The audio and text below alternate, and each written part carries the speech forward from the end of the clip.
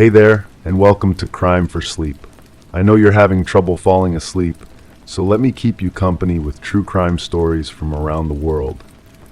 Before we dive in, I'm curious, where did you first hear this one? If you enjoy these stories, don't forget to like, comment, and subscribe. Now get comfortable, and let's get into tonight's case. Story 1. It wasn't the first time the window was ajar. The breeze carried in a faint hint of something unplaceable, enough to pause but not linger. The coffee maker buzzed quietly in the background, its rhythmic sound providing a curiously soothing backdrop to the morning routine.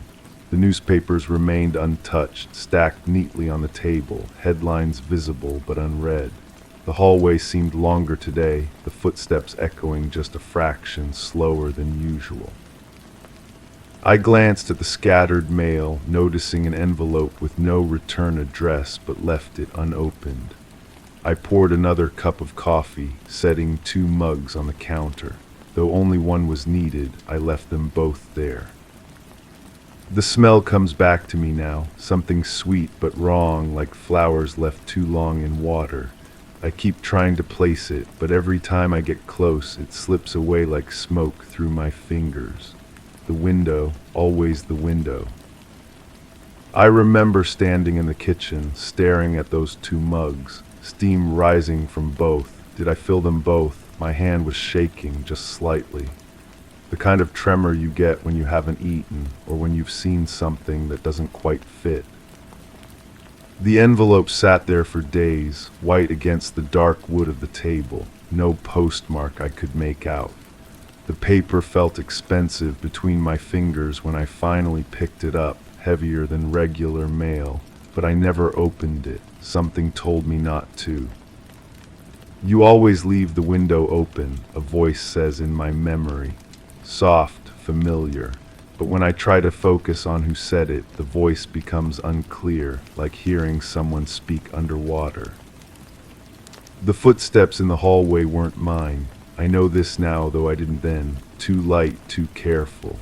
The kind of steps someone makes when they're trying not to wake someone up, or when they're trying not to be heard. I found myself checking the locks more often. The front door, the back door, the windows, all secure, always secure. But that one window in the kitchen, the one that faced the garden, it was open again the next morning. Just a crack, enough for the breeze to carry in that smell. The newspapers piled up. I meant to read them, meant to stay connected to what was happening outside these walls, but the headlines seemed to blur together. Words about disappearances, about people who walked away from their lives without explanation. I pushed them aside and made more coffee. 2 mugs, always 2 mugs. There was a pattern in the mail, letters with no return address arriving every few days. I started leaving them unopened on the table, creating a small stack next to the newspapers. The weight of them seemed to grow heavier each time I walked past. "You're forgetting again," the voice whispers. I can almost see a face now, but it shifts when I try to focus. Like looking at something in peripheral vision that disappears when you turn your head.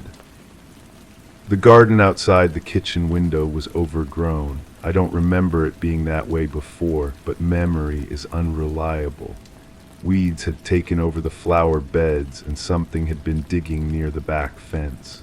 Small holes, perfectly round, as if someone had been searching for something buried there. I started keeping a journal, trying to write down what I remembered, but the pages came out confused, contradictory. One entry would describe sunny mornings, another would insist it had been raining for weeks. The handwriting changed too, sometimes neat and careful, other times rushed and frantic. The coffee maker's buzz became a constant companion. I found myself listening to it at all hours, the rhythmic sound almost like breathing. Sometimes I would catch myself holding my own breath, listening for something else underneath that mechanical hum. Check the basement, I wrote in the journal one morning. I don't remember writing those words, my handwriting, but not my memory of writing them. The basement door was locked, had always been locked. I couldn't find the key. The smell was stronger now. Sweet decay, definitely flowers, but something else underneath. Earth, maybe, or something that had been buried in earth. I started noticing things missing, small things at first. A coffee spoon, a book I was sure I'd left on the counter, a photograph that used to sit on the windowsill. Not stolen, just gone, as if they had never existed at all. The footsteps in the hallway came at different times now. Sometimes in the morning when I was making coffee, sometimes late at night when I was trying to sleep. Always careful, always quiet. I would get up to look, but the hallway would be empty, stretching longer than it should in a house this size. You promised you would remember, the voice says, clearer now. A woman's voice, definitely familiar. There's sadness in it and something else. Disappointment, maybe, or fear. The unopened letters had multiplied. A dozen of them now, maybe more. The same expensive paper, the same careful handwriting on the address. My name and address, but no return information. I picked one up, held it to the light, but couldn't make out what was inside. The journal entries were getting stranger. Whole pages written in a handwriting that looked like mine but felt foreign. Descriptions of conversations I didn't remember having, of places I'd never been, of people whose faces I couldn't recall but whose voices echoed in my dreams. The basement key is in the coffee tin, I read in my own handwriting. When did I write that? The coffee tin sat on the counter, blue and white ceramic, a gift from someone whose name I couldn't remember. Inside, beneath the coffee beans, my fingers found a small brass key. The basement door opened with a sound like sighing. The stairs descended into darkness that seemed thicker than it should be. I found a light switch, but the bulb cast more shadows than it eliminated.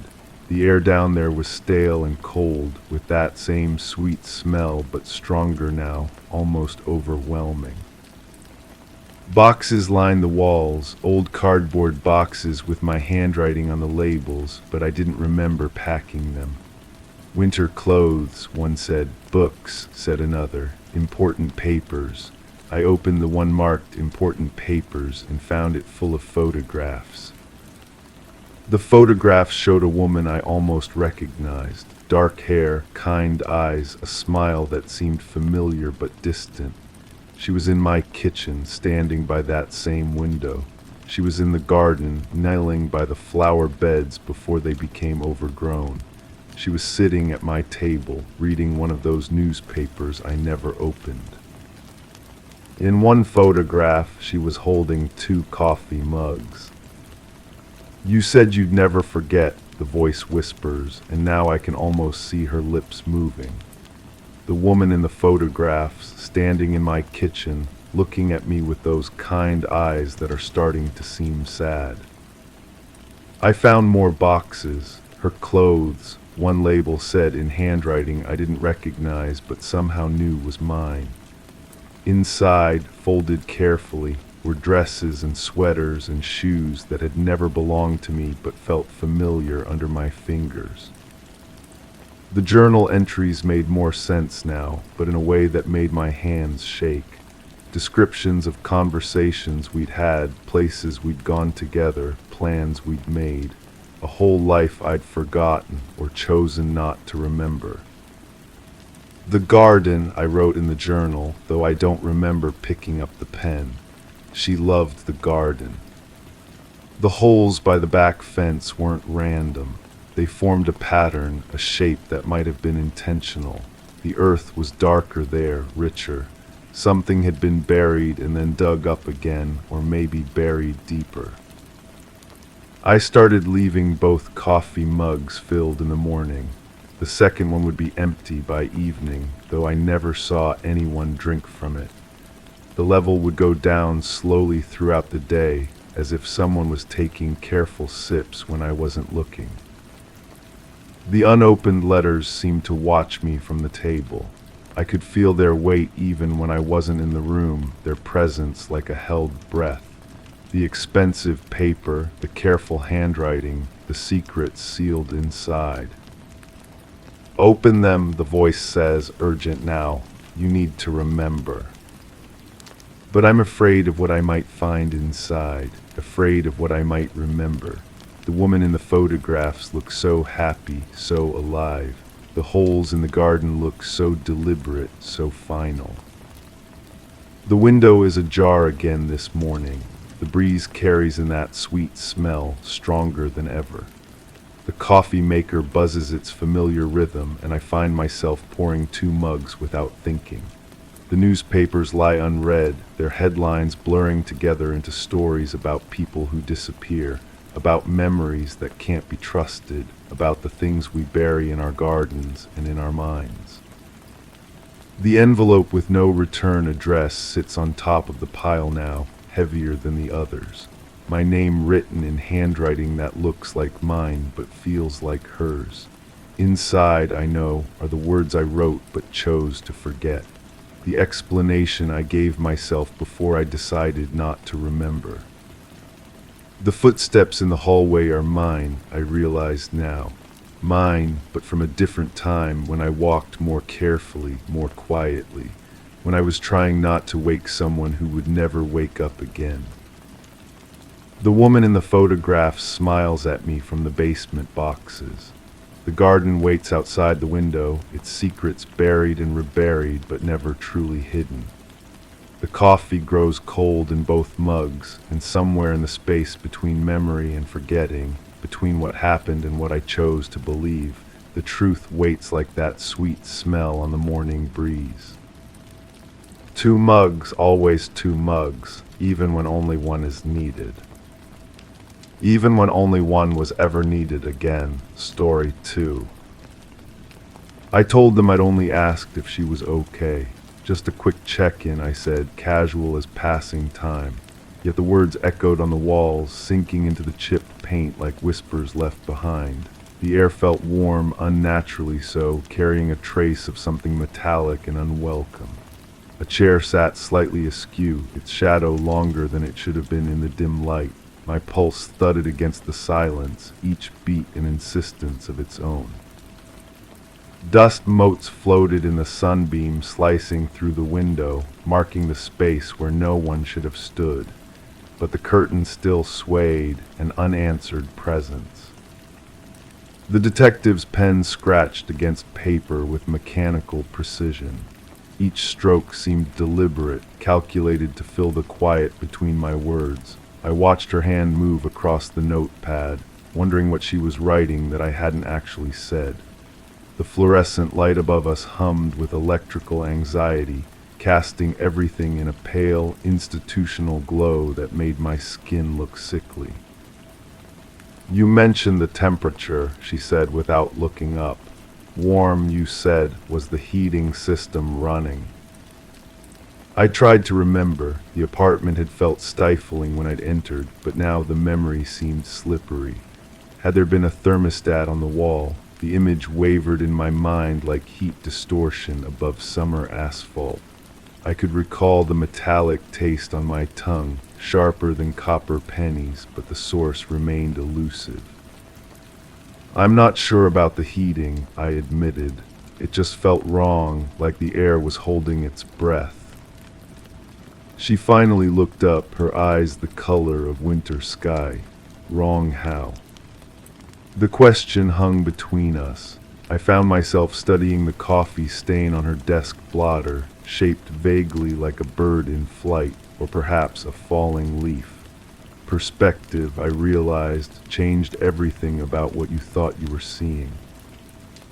The apartment building had been quiet when I'd arrived. Not the comfortable silence of an empty place, but something more deliberate, as if the walls themselves were listening. I'd climbed the stairs to her floor, my footsteps muffled by carpet that had seen better decades. The hallway stretched longer than it should have, lined with doors that all looked identical except for their tarnished numbers. Her door had been unlocked. That detail struck me now as I sat across from the detective. I hadn't mentioned it yet, though I wasn't sure why. The brass knob had turned easily under my hand, no resistance, no click of a deadbolt, just smooth, silent entry into that too-warm space. "Walk me through it again," the detective said, "from the beginning." But which beginning did she mean? The moment I decided to check on her, the phone call that had gone unanswered, or something earlier, something that stretched back through a series of small decisions that had led me to that swaying curtain. I'd known her from work. We shared the same floor, the same coffee machine, the same elevator rides filled with polite small talk about weather and weekend plans. She had a laugh that carried across the office, bright and infectious. People gravitated toward her desk during breaks, drawn by some magnetic quality I could never quite define. But recently she'd seemed different, quieter. The laughter came less frequently, and when it did, it sounded forced, hollow. During our elevator conversations, she'd stare at the floor numbers as they lit up in sequence, as if counting down to something inevitable. She seemed troubled, I told the detective. Distracted. I thought maybe she was going through something personal. "Did she tell you she was having problems?" "Not directly, but you could sense it. The way she'd startle when someone approached her desk. How she'd check her phone constantly, then put it away quickly when she saw who was calling." The detective made another note. "Do you know who was calling?" I shook my head. She never said, but her expression would change, like she was bracing herself for bad news. The memory of that expression troubled me. Fear, maybe, or resignation. The look of someone who'd stopped fighting against an inevitable tide. I'd wanted to ask if she needed help, but office boundaries held me back. We weren't close friends, just friendly colleagues sharing the same corporate ecosystem. The day I'd gone to her apartment, she hadn't shown up for work. No call, no message. Her supervisor had mentioned it during the morning meeting, a casual observation about missed deadlines and unreturned emails. But something in his tone suggested this wasn't entirely unexpected. I'd volunteered to check on her. "Why you?" the detective asked when I explained this. "Why not someone closer to her?" The question caught me off guard. I'd assumed I was being helpful, neighborly. But now, under scrutiny, my motivation seemed less clear. Had I really been concerned about her welfare, or was there something else driving my decision to climb those stairs and turn that unlocked door handle? "I guess I felt responsible," I said finally, like maybe I should have asked earlier if she was okay. The detective's expression remained neutral, but I sensed evaluation behind her winter eyes. She was measuring my words against some internal scale, weighing sincerity against deception. The problem was, I wasn't entirely sure which side my answer fell on. The apartment had smelled wrong too, not just the metallic tang I'd mentioned, but something underneath it. Something organic and sweet, like flowers left too long in stagnant water. The scent clung to the warm air, mixing with dust and the faint chemical odor of cleaning products. She'd been meticulous about cleanliness. Even in that moment of discovery, I'd noticed how spotless everything appeared. No dishes in the sink, no clutter on the countertops. The kind of pristine environment that suggested either obsessive care or recent, thorough attention. "Tell me about the chair," the detective said. The chair, such a small detail, yet it had bothered me more than anything else in that room. It sat beside a small table, angled slightly away from where it naturally belonged, not dramatically displaced, just enough to suggest someone had been sitting there recently and had stood up quickly, carelessly. It looked like she'd just gotten up, I said, like she was in the middle of something and had to leave suddenly. What kind of something? I tried to reconstruct the scene. The table beside the chair had been empty except for a water glass half full, with condensation rings marking the wood surface. No book, no magazine, no phone, nothing to suggest what might have occupied her attention.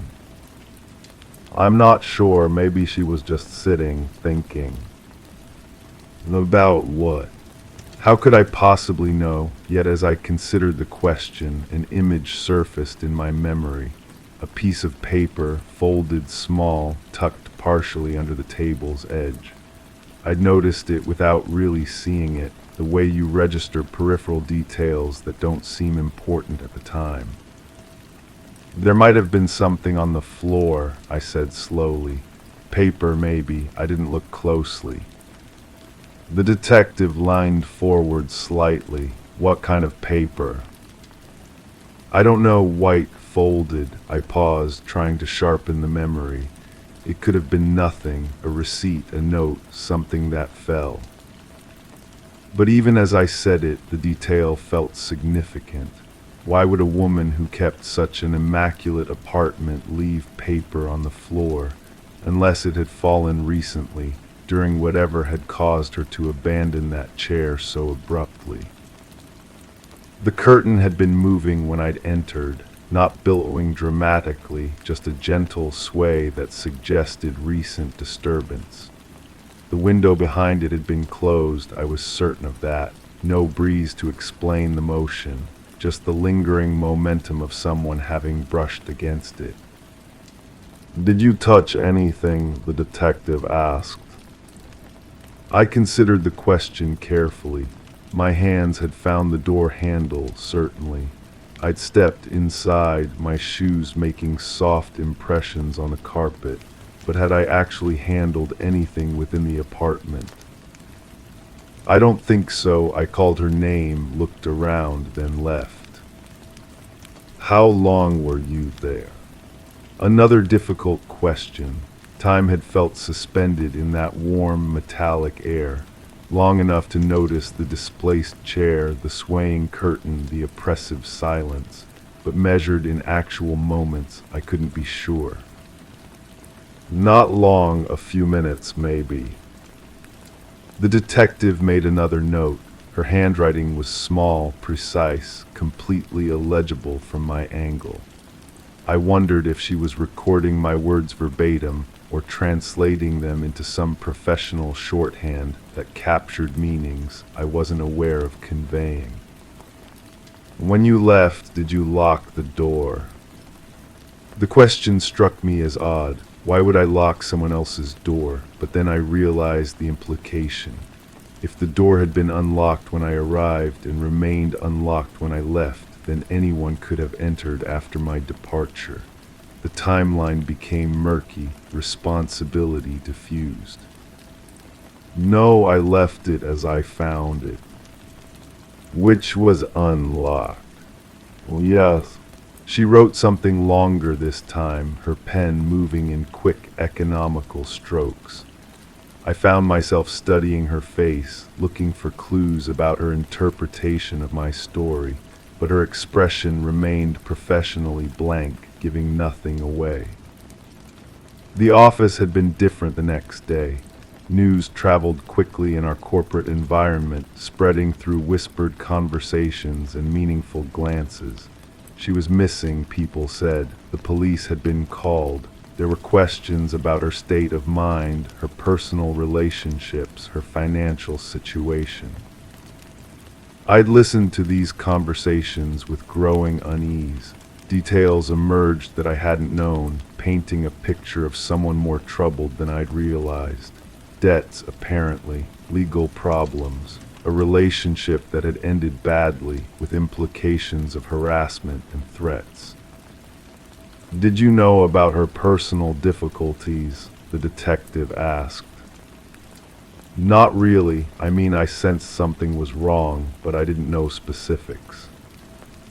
No one mentioned her ex-boyfriend, the restraining order. A restraining order. The information hit me like cold water, reshaping my understanding of that unlocked door, that displaced chair, that swaying curtain. Someone had been pursuing her, someone she'd felt threatened enough by to seek legal protection. I didn't know about that, I said quietly. But even as I spoke, fragments of memory began rearranging themselves. Her startled reactions to unexpected approaches, the constant phone checking, the way she'd sometimes peer through the office blinds toward the parking lot, her expression tense with anticipation. She'd been afraid. The restraining order was issued 3 weeks ago, the detective continued. Against someone she'd dated briefly. He'd been showing up at her workplace, her apartment building, following her. The warm air in her apartment suddenly made more sense. Someone had been there recently, someone who generated heat through proximity and intention. The metallic taste I'd experienced could have been my own adrenaline response to sensing danger, even after the fact. "Do you think he was there that day?" I asked. The detective's expression remained neutral. We're exploring all possibilities. But something in her tone suggested they were exploring me as much as any external threat. My presence in that apartment, my discovery of the scene, my decision to check on a colleague I barely knew outside of work interactions. From their perspective, I realized my behavior might seem suspicious rather than concerned. "I was just trying to help," I said. "I'm sure you were." The words carried no accusation, but no reassurance either. Just professional acknowledgement of my statement, filed away with all the other details that might or might not prove relevant. I thought about that folded paper again, tucked under the table's edge. Had it been a note, a message of some kind? In my memory, it seemed more significant now, a potential clue I'd overlooked in my brief survey of the scene. But I couldn't be certain it had even existed. Memory, I was learning, was an unreliable witness to its own experiences. The detective closed her notepad and leaned back in her chair. "We may need to speak with you again as the investigation continues." I nodded, understanding that this was both a dismissal and a warning. I was free to go, but remained connected to whatever had happened in that too-warm apartment. My fingerprints were on the door handle, my footprints in the carpet, my presence woven into the timeline of her disappearance. Walking out of the police station, I felt the weight of unanswered questions. Had I really gone there out of concern, or had some other motivation driven my decision to climb those stairs? The line between helpful and intrusive seemed thinner now, blurred by circumstances I couldn't have anticipated. The afternoon sun felt harsh after the fluorescent lighting of the interview room.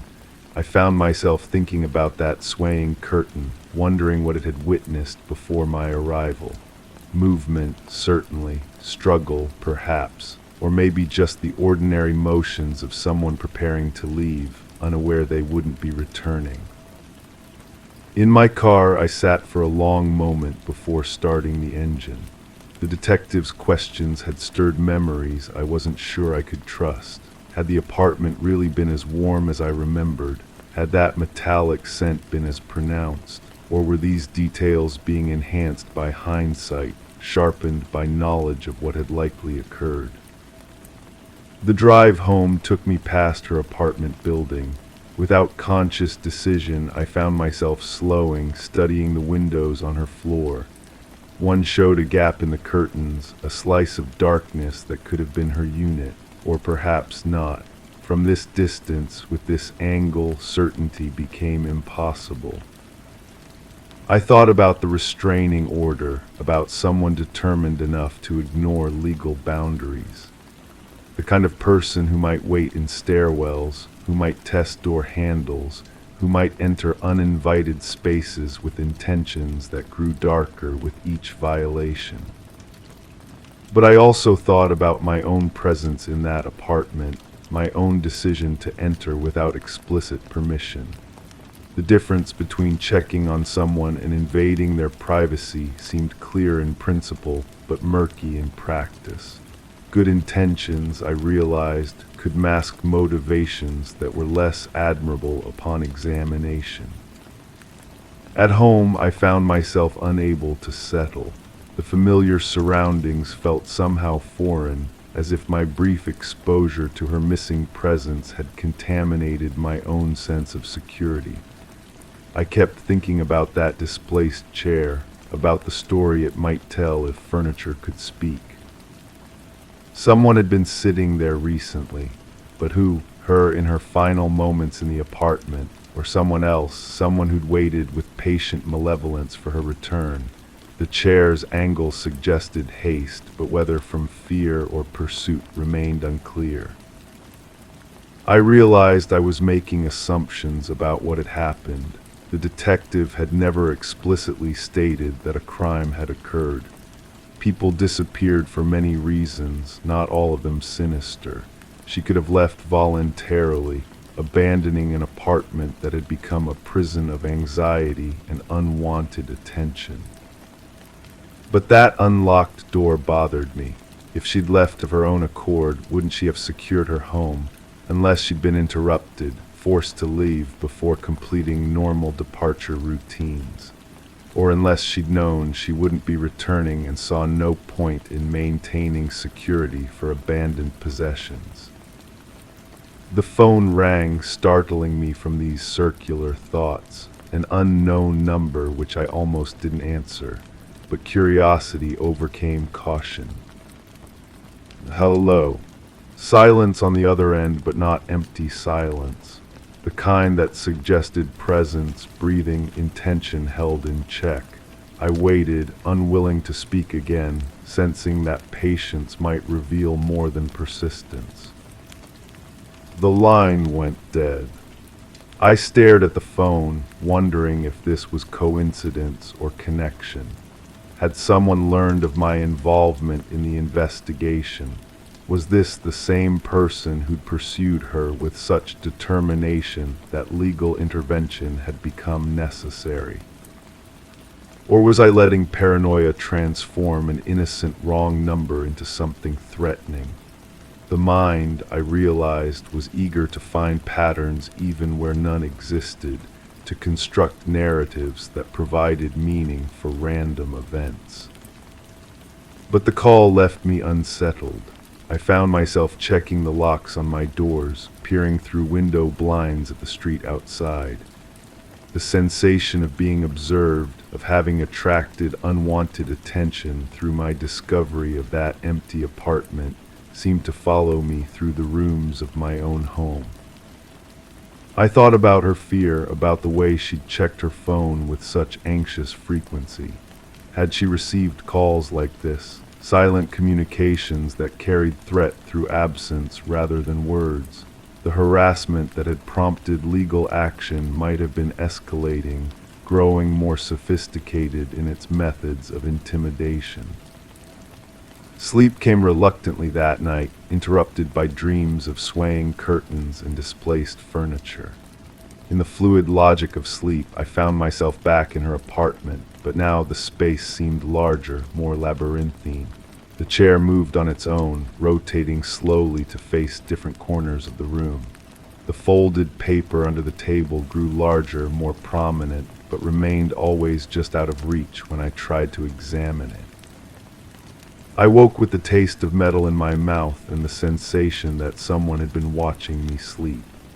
The feeling was so strong that I actually got up to check the locks, to peer through the darkness at my yard and the street beyond. But nothing moved except tree branches in the wind, creating shadows that danced with innocent menace. The next day brought news that she'd been found, not her physical presence, but evidence of what had happened. Blood in the apartment, despite the apparent cleanliness I'd observed. DNA evidence suggesting violence. The investigation had shifted from missing person to homicide, though no body had been recovered. I thought about my footprints in that carpet, my fingerprints on that door handle, physical evidence of my presence in what was now officially a crime scene. The detective would want to speak with me again, to clarify details that had seemed minor before but might prove crucial now. The phone call from the night before took on new significance. If someone had killed her, they might view me as a threat, a witness who could provide details about the scene's condition. My innocent attempt to check on a colleague had made me a participant in something far more dangerous than I'd realized. But doubt crept in as I considered these possibilities. Had I really seen what I thought I'd seen in that apartment? Memory, especially under stress, could be remarkably unreliable. The brain filled in gaps with assumptions, colored observations with expectations, revised recollections to match new information. The warm air I'd noticed could have been normal heating. The metallic scent might have been plumbing issues or cleaning products. The displaced chair could have been positioned that way for days, weeks even. My sense of recent disturbance might have been projection, my mind creating narrative coherence from random domestic details.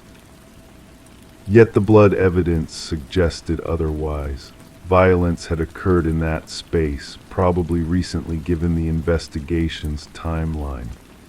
My observations, however flawed or incomplete, had captured the aftermath of something terrible. I found myself wondering about that folded paper again. Had the police found it? Was it evidence now, tagged and catalogued in some forensic inventory? Or had it been nothing more significant than a grocery list or old receipt, my memory elevating its importance through retrospective anxiety? The detective called that afternoon, requesting another interview. Her voice carried a different quality now, more formal, less exploratory. I was no longer just a helpful witness, but someone whose presence at the scene required more thorough examination. "We'd like to go over your statement again," she said. "Some additional details have come to light." I agreed to meet her the following morning, though part of me wanted to request a lawyer. Not because I'd done anything wrong, but because the situation had grown complex enough that innocent words might be misinterpreted, helpful intentions viewed with suspicion. That evening I drove past her apartment building again. Police tape now blocked access to the entrance, and unmarked vehicles lined the street. The investigation had intensified, drawing resources and attention that transformed the quiet residential area into something resembling a crime drama set. I parked across the street and watched the activity. Investigators moved in and out of the building carrying equipment and evidence bags. Each item they removed represented another piece of the puzzle, another fragment of the story that had begun with my discovery of that swaying curtain. A figure emerged from the building that made me freeze. A man I recognized from the office, someone who'd worked in a different department but had occasionally joined the informal gatherings around her desk. He was talking to one of the investigators, his body language animated, explanatory. I tried to remember if I'd ever seen them interact directly. Had he been part of her social circle, a friend perhaps, or something more? The distance made it impossible to read his expression, but his presence at the crime scene suggested a connection I hadn't been aware of. As I watched, he gestured toward the upper floors of the building, pointing to what might have been her window. The investigator nodded, making notes. Their conversation continued for several more minutes before the man walked away, heading toward a car parked further down the street. I started my engine and left before anyone might notice my observation of their activities. But the encounter had added another layer of complexity to what I'd assumed was a straightforward case of domestic violence escalating to murder. If her ex-boyfriend was the obvious suspect, why was a colleague being interviewed at the scene? The next morning's interview began differently than the first. The detective wasn't alone this time, and the room felt more formal, more official. Recording equipment sat openly on the table between us, and I was advised of my rights before any questions began. "We need to clarify some details about your relationship with the victim," the detective said. Victim, the word made everything real in a way that missing person hadn't. She was dead, officially and irreversibly, transformed from a colleague with a bright laugh into evidence in a homicide investigation. "We worked in the same building," I said carefully. "Same floor, we talk occasionally, mostly small talk. Other employees describe you as being particularly interested in her activities, asking about her schedule, her personal life." The accusation hit me like cold water. Had I been more attentive to her than I'd realized? In retrospect, my concern for her welfare might have appeared as something more intrusive, more possessive. "I was worried about her," I said. "She seemed troubled. I thought maybe she needed help." "Help with what specifically?" I tried to remember the exact nature of my observations. Her distracted behavior, her startled reactions, her constant phone checking. Details that had seemed to indicate personal problems but might have suggested other concerns. She seemed anxious, afraid maybe. I didn't know about the restraining order then, but looking back it makes sense. The detective consulted her notes. "You mentioned a phone call to your residence 2 nights ago. Unknown number, no one spoke." I nodded, wondering how they'd learned about that detail. Had my phone records been subpoenaed? Was I under surveillance? "Do you think that call was connected to this case?" "I don't know. It seemed suspicious given the timing. Or it could have been a wrong number, a telemarketing call, any number of innocent explanations." She was right, of course. My tendency to find significance in random events was exactly the kind of thinking that could transform a concerned colleague into a suspicious character in a murder investigation. "We found your fingerprints on several surfaces in the apartment," she continued. "The door handle, as you mentioned, but also on the table beside the chair you described." My heart rate accelerated. I had no memory of touching that table, but memory under stress was notoriously unreliable. Had I steadied myself against it while surveying the room, touched it unconsciously while trying to make sense of the scene? I might have touched it without realizing, I admitted. I was focused on looking for her, trying to understand what had happened. "What did you think had happened?" The question seemed like a trap. Any answer I gave would reveal assumptions about her situation, motivations for my presence that might seem less innocent under scrutiny. "I thought maybe she was sick or had fallen or needed help somehow." "But you didn't call for medical assistance. You didn't contact building security or emergency services." She was right. My response to discovering an empty apartment with signs of disturbance had been to leave and report her absence to work supervisors. In retrospect, that seemed like an inadequate reaction if I genuinely believed she might be in immediate danger. I wasn't sure anything was wrong, I said. It just felt off somehow. Off how? We were back to that question, the one I'd struggled to answer adequately before. How do you explain intuition to someone trained in facts and evidence? How do you justify concern based on atmospheric details that might have been entirely normal? The temperature, the way things were positioned, it felt like someone had left in a hurry. Or like someone had been there who shouldn't have been. The implication was clear. My presence in that apartment could be interpreted as the intrusion that had created the disturbance I'd claimed to observe. The displaced chair, the swaying curtain, the general sense of wrongness might have been evidence of my own unauthorized entry rather than clues to someone else's criminal activity. But that didn't account for the blood evidence they'd discovered. Unless they suspected I'd returned to the scene after my initial visit, that I'd been involved in whatever violence had occurred there.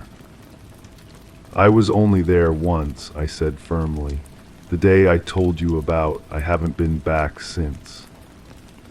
We have security footage from the building showing multiple visits over the past few weeks. Someone matching your description, entering and leaving at various times. The accusation was so unexpected that I couldn't immediately process it. Multiple visits. I'd been to her apartment exactly once on the day I'd reported. Unless the footage was wrong or someone else resembled me closely enough to create confusion. That's impossible, I said. I was never there before that day. But even as I spoke, doubt began creeping in. Had I driven past the building before? Had I ever gone inside for some reason I'd forgotten? Memory, I was learning, was far more fragile and unreliable than I'd ever imagined. The interview continued for another hour, covering details I thought were settled, exploring motivations I hadn't known I possessed. By the end, I wasn't sure what I believed about my own actions, my own intentions. The line between helpful concern and inappropriate interest had blurred beyond recognition. Walking out of the police station, I felt the weight of suspicion settling around me like a heavy coat. The investigation had shift story 3. It sounded like an old door slowly swinging open, the kind you might find in an attic or a cellar, places meant to keep secrets tucked away. I stood in the kitchen where the hum of the fridge was the only expected sound, yet there it was again, a groan of metal and wood threading through the air like a whisper. I turned toward the hallway, compelled by a need to locate its source, though deep down I knew no door was open. Each step felt measured, as if daring the past to catch up. The image of a dust-covered attic flashed in the corners of my mind, taunting me with something I hadn't thought of in years. I shouldn't have been able to hear it here, but I did. The hardwood floor creaked beneath my bare feet, each board announcing my presence to the empty house. My fingers traced the wall as I moved forward, feeling the texture of paint that had been applied too many times, layer upon layer, like lies building upon themselves. The sound had stopped, but its echo remained lodged somewhere between my ears and my memory. I paused at the base of the stairs, my hand resting on the banister. The wood felt cold despite the warmth of the house. Above me, the second floor stretched into darkness, and I found myself wondering if I had actually heard anything at all. The mind plays tricks when you're alone with your thoughts for too long. I had learned that much. The phone call had come 3 weeks earlier. A voice I recognized but couldn't quite place, speaking in measured tones about an inheritance, a house that needed someone to look after it while legal matters were sorted. The caller had known details about my family that made me uncomfortable, references to people I hadn't spoken about in decades, yet the offer seemed genuine and I needed the solitude. I climbed the stairs slowly, my hands sliding along the smooth banister. Each step brought back fragments of something I couldn't quite grasp. The scent in the air was wrong somehow, carrying notes of old paper and something metallic that made my stomach tighten. At the top of the stairs, I stood in a hallway lined with doors, all closed except one at the far end. The open door revealed a study lined with bookshelves. I approached it cautiously, drawn by the way moonlight filtered through heavy curtains, casting everything in shades of gray. On the desk sat a leather journal, its pages yellowed with age. I hadn't noticed it during my initial tour of the house, though I supposed I might have overlooked it. I opened the journal carefully. The handwriting was familiar in a way that made my chest tighten. The entries spoke of observations, of watching and waiting. They described a person who lived alone, who had routines that could be predicted, who trusted too easily. The details were intimate, invasive. As I read, I realized the person being described was me. The entries went back months, documenting my daily patterns with unsettling precision. My morning walks, the coffee shop I frequented, the route I took to work. Someone had been studying me long before that phone call came. Someone who knew exactly how to draw me here. I closed the journal and stepped back from the desk. The house around me felt different now, less like a refuge and more like a carefully constructed trap. But who had set it and why? The voice on the phone had claimed to represent a law firm, but I realized I had never asked for credentials, never verified the story about the inheritance. My reflection stared back at me from the window glass, distorted by the old panes. Behind my own image, I could see the room inverted, and for a moment I thought I saw movement in the doorway. I turned quickly, but found only empty space and shadows. The journal entries continued for pages, growing more detailed and personal. They mentioned things I had never told anyone, childhood memories I had buried, fears I had never voiced. Whoever had written these words knew me better than I knew myself, or at least claimed to. But the handwriting troubled me in ways I couldn't articulate. I carried the journal downstairs, needing the familiar comfort of the kitchen. Under the bright overhead light, I examined the writing more closely. The formation of certain letters, the way the pen pressed into the paper, the slight tremor in some of the longer words. It was like looking at my own handwriting, but written by someone else's hand. The refrigerator hummed behind me, the same sound that had been my only companion when I first heard the creaking door. But now I wondered if I had heard it at all, or if my mind had conjured the sound to justify the unease I felt in this place. The human brain seeks patterns, creates narratives to explain the inexplicable. Perhaps I had been doing exactly that. I flipped through more pages, finding entries that described conversations I remembered having, but from the perspective of someone who had been listening. The person writing claimed to have been present during private moments, personal phone calls, intimate encounters. The invasion felt complete and suffocating. Yet something about the entries nagged at me. The perspective was too perfect, too knowing. It read less like surveillance notes and more like someone trying to reconstruct events they had experienced firsthand. The details were right, but the emotional undertone felt like someone writing about themselves while pretending to observe another person. I set the journal on the kitchen table and made coffee, needing the ritual to calm my thoughts. As the machine gurgled and hissed, I tried to piece together how I had ended up here. The phone call had come at a particularly vulnerable time in my life. I had been questioning everything, feeling disconnected from my own existence. The offer of solitude had seemed like exactly what I needed. But had I really received a phone call at all? The memory felt solid, but memories can be unreliable narrators. I tried to recall specific details about the conversation, but they slipped away like water through my fingers.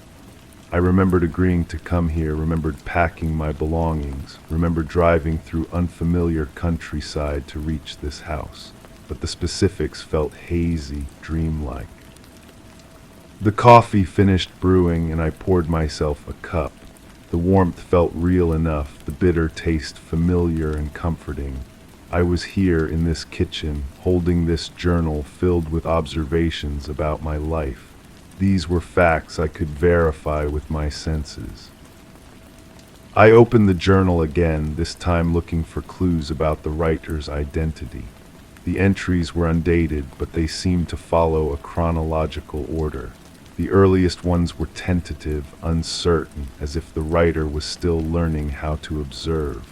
The later entries grew more confident, more invasive, more intimate. One passage described a conversation I had had with my neighbor about my growing sense of isolation. The writer noted my body language, my tone of voice, my reluctance to make eye contact, but as I read, I realized the perspective was wrong. The writer described seeing my face during the conversation, but my neighbor and I had been standing side by side, looking out at the street. No one could have seen my expressions from the angle described. Unless the writer had been me, looking at my own reflection in a window or a mirror, seeing myself from the outside while experiencing the conversation from within. The thought sent a chill through me that had nothing to do with the temperature of the house. I continued reading, finding more inconsistencies in perspective. The writer claimed to observe my private moments, but the descriptions felt like someone trying to see themselves from outside their own body. The emotional insights were too accurate, too personal. They read like self-analysis disguised as external observation. The sound returned then, that slow creaking of an old door. I looked up from the journal, listening carefully. It seemed to come from upstairs, from the direction of the study where I had found the journal. But I had closed that door when I left the room, hadn't I? Memory is such an unreliable witness. I climbed the stairs again, journal in hand. The study door stood open, exactly as I had found it initially. The desk looked undisturbed, the curtains hung in the same heavy folds. But something felt different about the room, as if my presence had altered its equilibrium in some subtle way. On the desk, beside where the journal had been, lay a pen. It was the same type used for the entries, the same blue ink that had documented my life in such unsettling detail. I picked it up, feeling its familiar weight in my hand. It was my pen, one I had lost weeks ago and assumed had been thrown away with some old papers. The implications settled over me slowly, like dust on an unused surface. If this was my pen, and if the handwriting looked like mine, and if the observations were too intimate for an outside observer, then perhaps I had written these entries myself. But I had no memory of doing so, no recollection of the hours it would have taken to fill these pages. I sat in the desk chair and opened the journal to a blank page. Taking the pen, I wrote my own name, then compared it to the handwriting in the entries. The similarities were unmistakable, but so were the differences. It was like comparing my signature to one I might have written while sleepwalking, familiar yet foreign. The house creaked around me, settling into its nighttime rhythms. I wondered how long I had actually been here, how many days had passed since my arrival. Time seemed fluid in this place, unmarked by the usual anchors of routine and responsibility. I had been alone with my thoughts for what felt like weeks, but could have been days or months. I began reading the journal from the beginning again, this time looking for evidence of my own authorship. The voice was clinical, detached, but underneath I could sense a deep loneliness, a desperate need to be seen and understood. It was the voice of someone who had become so isolated that they had split themselves in two, creating an observer and an observed, a watcher and a watched. The entries described a person spiraling into solitude, losing touch with reality, beginning to question their own perceptions. They documented the gradual erosion of social connections, the increasing reliance on internal dialogue, the growing confusion between memory and imagination. Reading them felt like looking into a mirror that reflected not my appearance but my psychological state. I found myself wondering if the phone call had been real, if this house actually belonged to someone else, if I was here legally, or if I had simply found an empty house and convinced myself I had been invited. The distinction seemed less important than the fact that I was here now, alone with these pages that might represent my own fractured attempt at self-understanding. The pen felt heavier in my hand as I considered adding my own entry to the journal. What would I write about this moment, this realization that I might be both the observer and the observed? How would I describe the sensation of discovering that the person I had been afraid of might be myself? Outside, wind moved through trees I couldn't see, creating sounds that could be interpreted as footsteps or voices or the groaning of old doors. The house responded with its own symphony of settling wood and shifting foundations. In this environment, it would be easy to lose track of what was real and what was imagined, what was memory and what was construction. I closed the journal and placed it back on the desk. The truth of who had written it seemed less important than what it revealed about the human capacity for self-deception. We tell ourselves stories to make sense of our experiences, and sometimes those stories become more real than the experiences themselves. The creaking sound came again, and this time I didn't investigate. I simply listened, acknowledging its presence without needing to understand its source. Perhaps some mysteries are meant to remain unsolved, some doors meant to stay closed, some sounds meant to exist in the space between hearing and imagining. I turned off the study light and made my way back downstairs. In the kitchen, I poured another cup of coffee and sat at the table, surrounded by the familiar hum of appliances and the distant whisper of wind. Tomorrow I would need to make decisions about leaving this place, about returning to whatever life I had left behind. But for now, I was content to sit in the uncertainty, to exist in the space between questions and answers. The journal remained upstairs, its pages full of observations that might be true or false, written by someone who might be me or might be a stranger. The ambiguity no longer frightened me. Instead, it felt like a kind of freedom, a release from the need to know everything, to understand every mystery, to solve every puzzle. Some stories have no clear ending, no definitive resolution.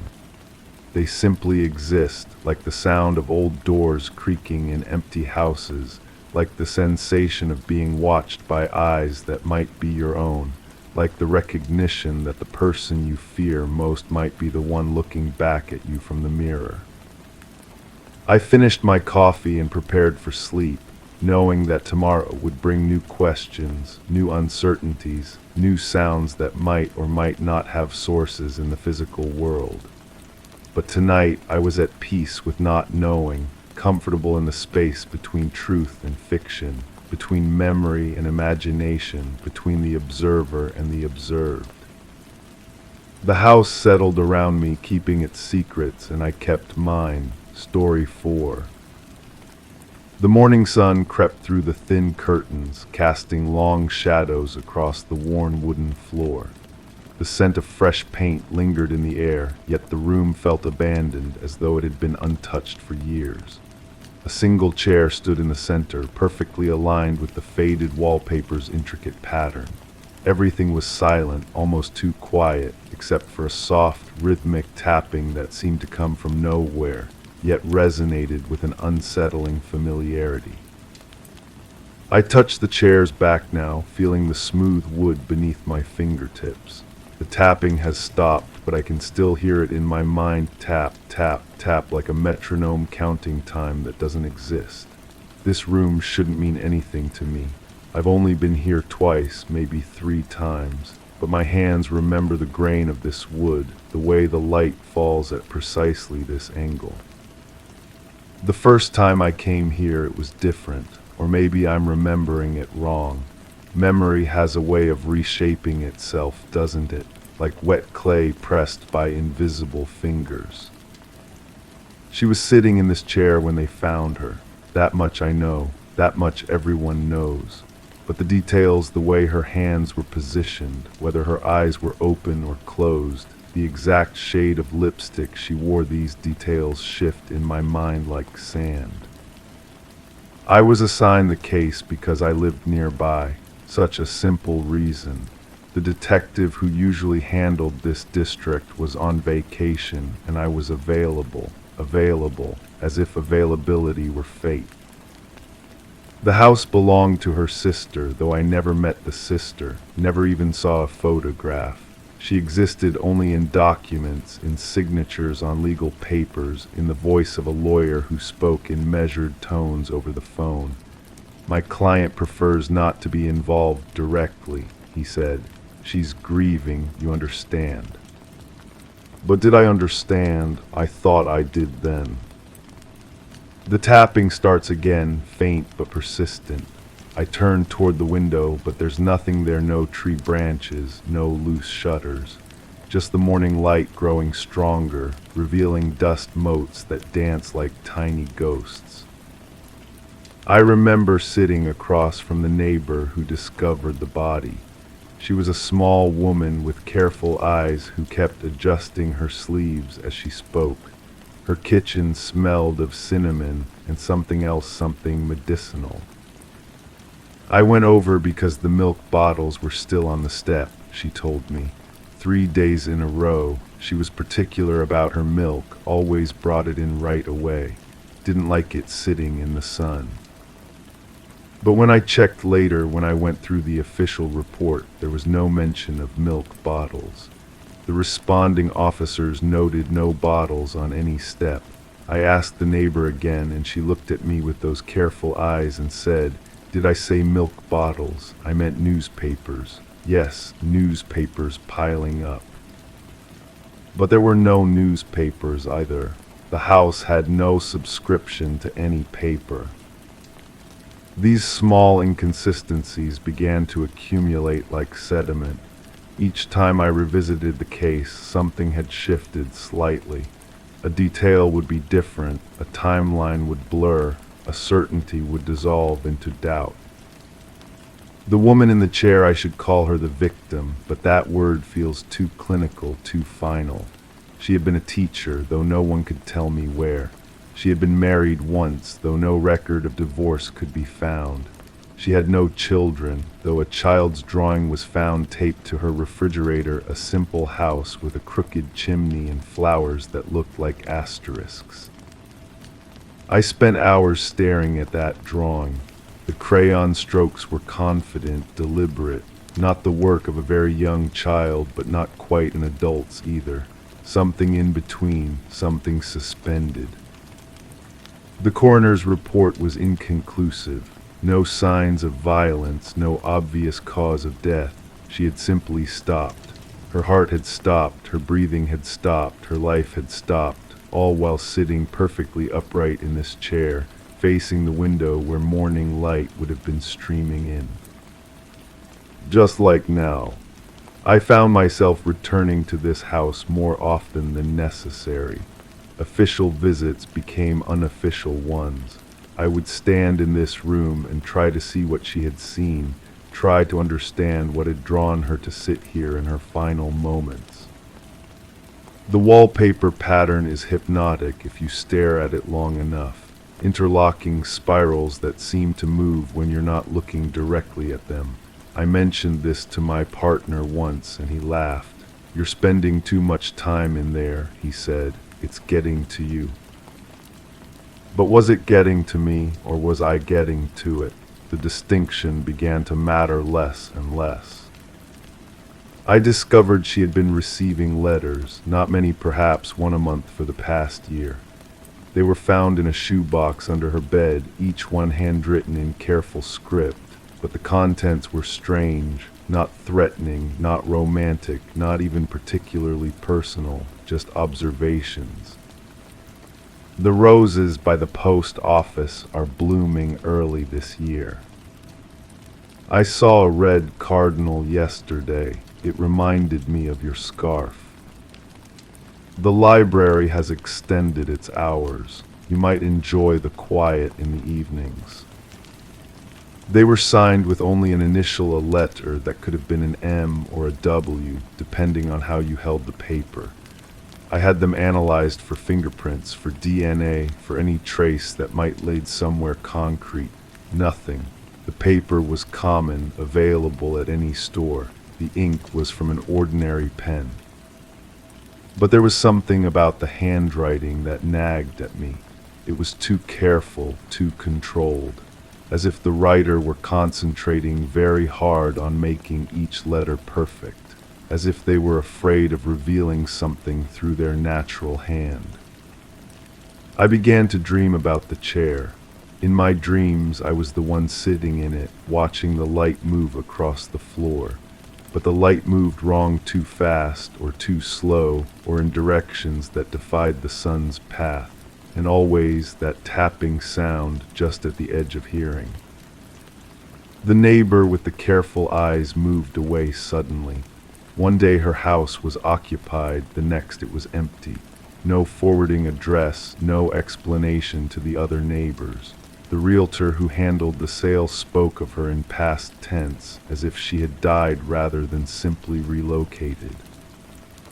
She was a quiet tenant, he said, never any trouble, paid her rent on time. Tenant, not owner. I had assumed she owned her house, but I had never checked. Such a basic detail, and I had overlooked it. Or had I? I couldn't remember anymore whether I had checked or not. My notes from that period became increasingly unreliable, even to me. The case was officially closed after 6 months. Natural causes, the report concluded, an unfortunate but not uncommon occurrence. People die alone sometimes, hearts stop, lives end. Not everything is a mystery requiring solution. But I kept the key to the house. I told myself it was an oversight, that I had forgotten to return it, but I knew better. I needed to come back. I needed to sit in this chair and feel what she had felt. The first time I sat here, nothing happened. I felt foolish, like a child playing detective. But the second time I began to understand. The room has a quality, a stillness that goes beyond mere quiet. It's as if time moves differently here, as if the normal rules of cause and effect have been suspended. I started noticing things, the way dust settles in perfect lines along the baseboards, the way shadows fall at angles that don't quite match the window's position, the way my watch runs slow when I'm in this room, though it keeps perfect time everywhere else. The letters stopped coming after she died, but I found myself checking the mailbox anyway. Hope, perhaps, or habit, or the growing certainty that the letters had never been meant for her at all. The handwriting sample I kept began to look familiar, not because I had seen it before, but because it began to resemble my own writing when I was being very, very careful, when I was trying to disguise something, when I was afraid of what my natural hand might reveal. I started writing my own letters to test this theory. Careful, controlled script on ordinary paper with ordinary ink. Observations about small things, the way light falls through windows, the sound of footsteps on wooden floors, the feeling of sitting alone in a room that holds too many secrets. The resemblance was disturbing. Not exact, but close enough to make me question what I remembered about finding those letters. Had they been there when I first searched the house, or had I placed them there myself during one of my later visits? Memory, I was learning, is not a recording but a reconstruction, and each time we remember something, we change it slightly. The tapping sound has become constant now, though I'm no longer certain it's coming from outside my head.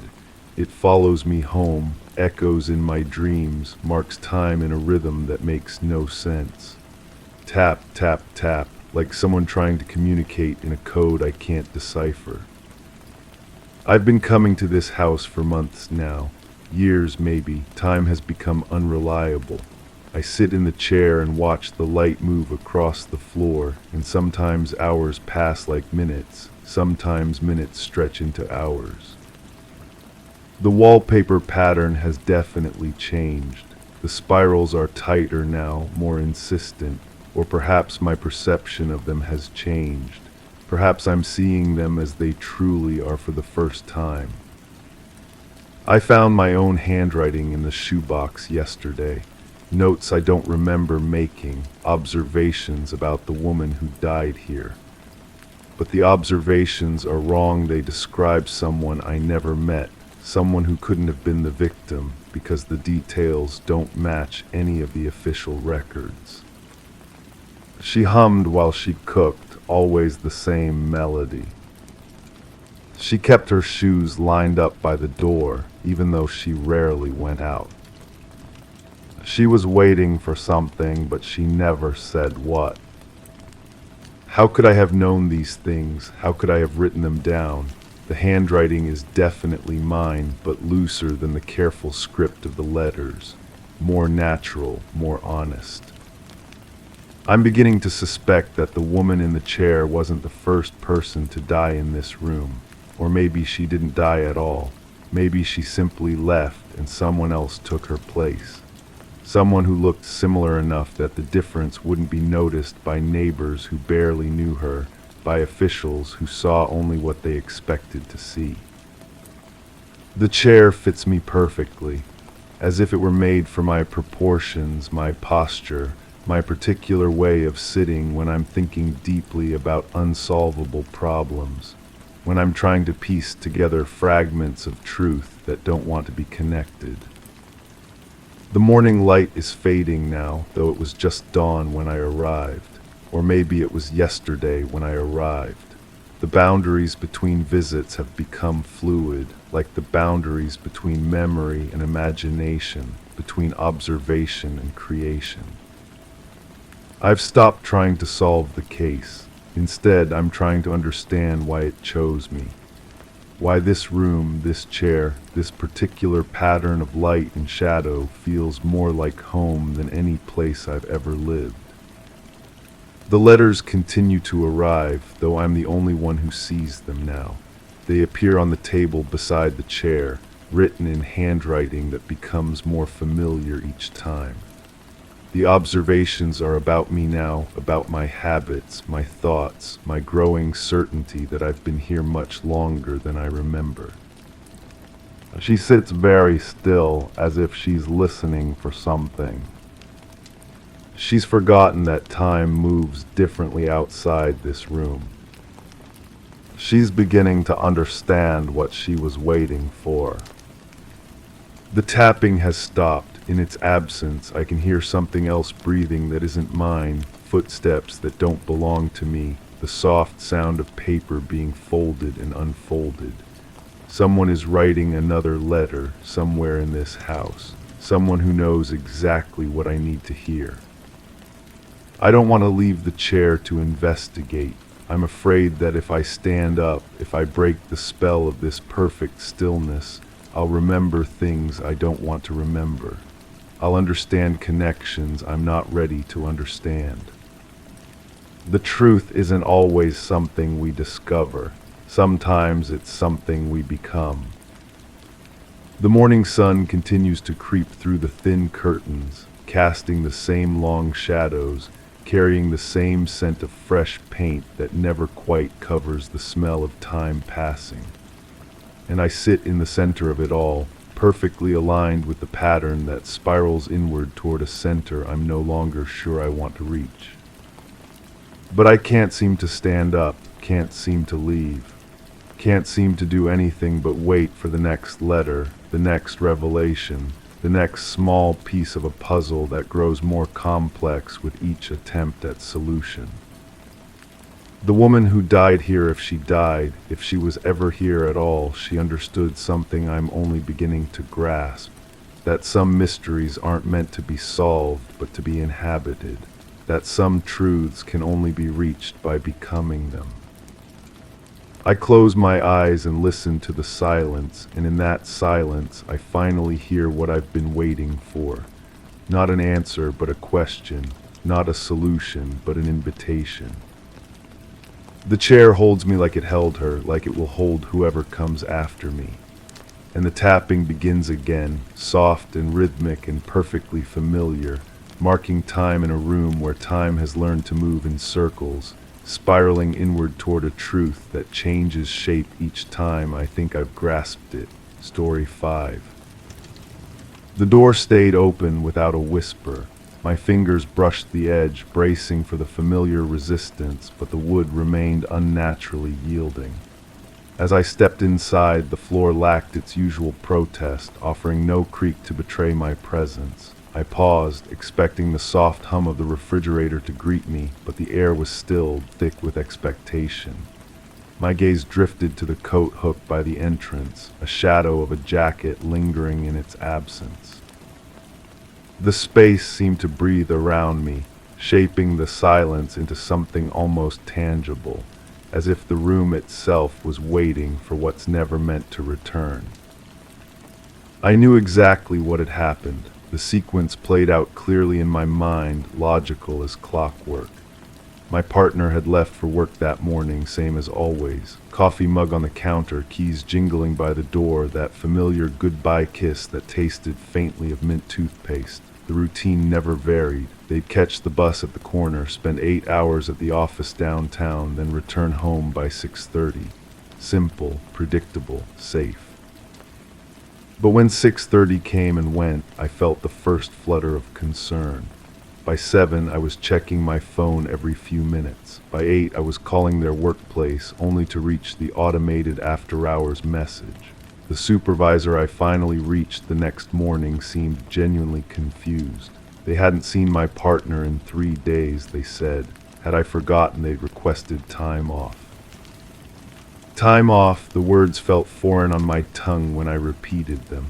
There had been no mention of vacation, no discussion of plans, yet here was the evidence, documented in the company's system.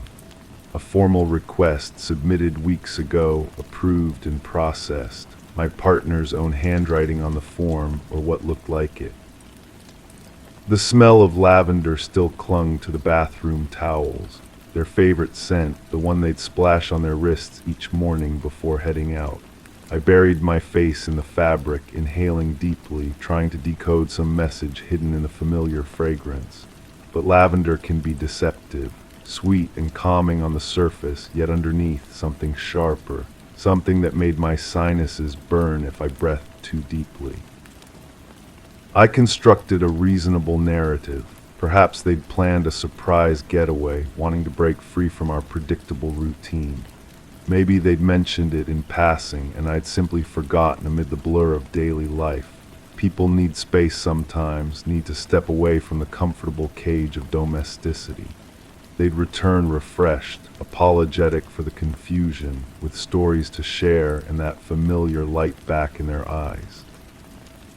Yet my hands trembled as I opened the bedroom closet. Their clothes hung in perfect order, nothing obviously missing. The suitcase remained on the top shelf, gathering dust. If they'd left for a planned trip, they'd traveled remarkably light.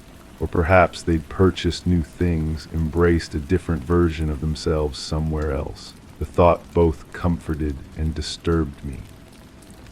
The kitchen felt different now, though I couldn't pinpoint exactly how. The coffee maker sat in its usual spot, but the angle seemed wrong. The fruit bowl had been moved perhaps an inch to the left, small details that might mean nothing or everything. I found myself measuring distances with my fingers, trying to reconstruct the precise geography of our shared space. But then the dreams started. Not dreams exactly, more like waking visions that crashed over me in unexpected moments. I'd be washing dishes, and suddenly the water would turn cold under my hands, carrying the metallic taste of fear. I'd see my partner standing in the doorway, but their face would be wrong somehow. Features shifted like a photograph slightly out of focus. Their mouth would move, but the words reached me from underwater, distorted and impossible to understand. In these flashes, the morning of their disappearance played differently. The goodbye kiss tasted of copper, not mint. Their keys didn't jingle but fell silent, as if the metal had turned soft and strange. The coffee mug on the counter wasn't sitting upright but lay on its side, brown liquid spreading across the white surface like a stain that couldn't be cleaned. I began to notice things. The way the neighbor across the street would quickly look away when our eyes met through the window. How the mailman had started leaving packages at the gate instead of bringing them to the door. Even the local grocery clerk, someone who'd always made friendly small talk, now processed my purchases in uncomfortable silence. Had there been signs I'd missed, conversations that ended too abruptly when I entered the room, phone calls taken in hushed tones behind closed doors. The more I searched my memory, the more these moments seemed to multiply, rising to the surface like bubbles in dark water. The rational part of my mind insisted on facts. My partner was an adult, free to make their own choices.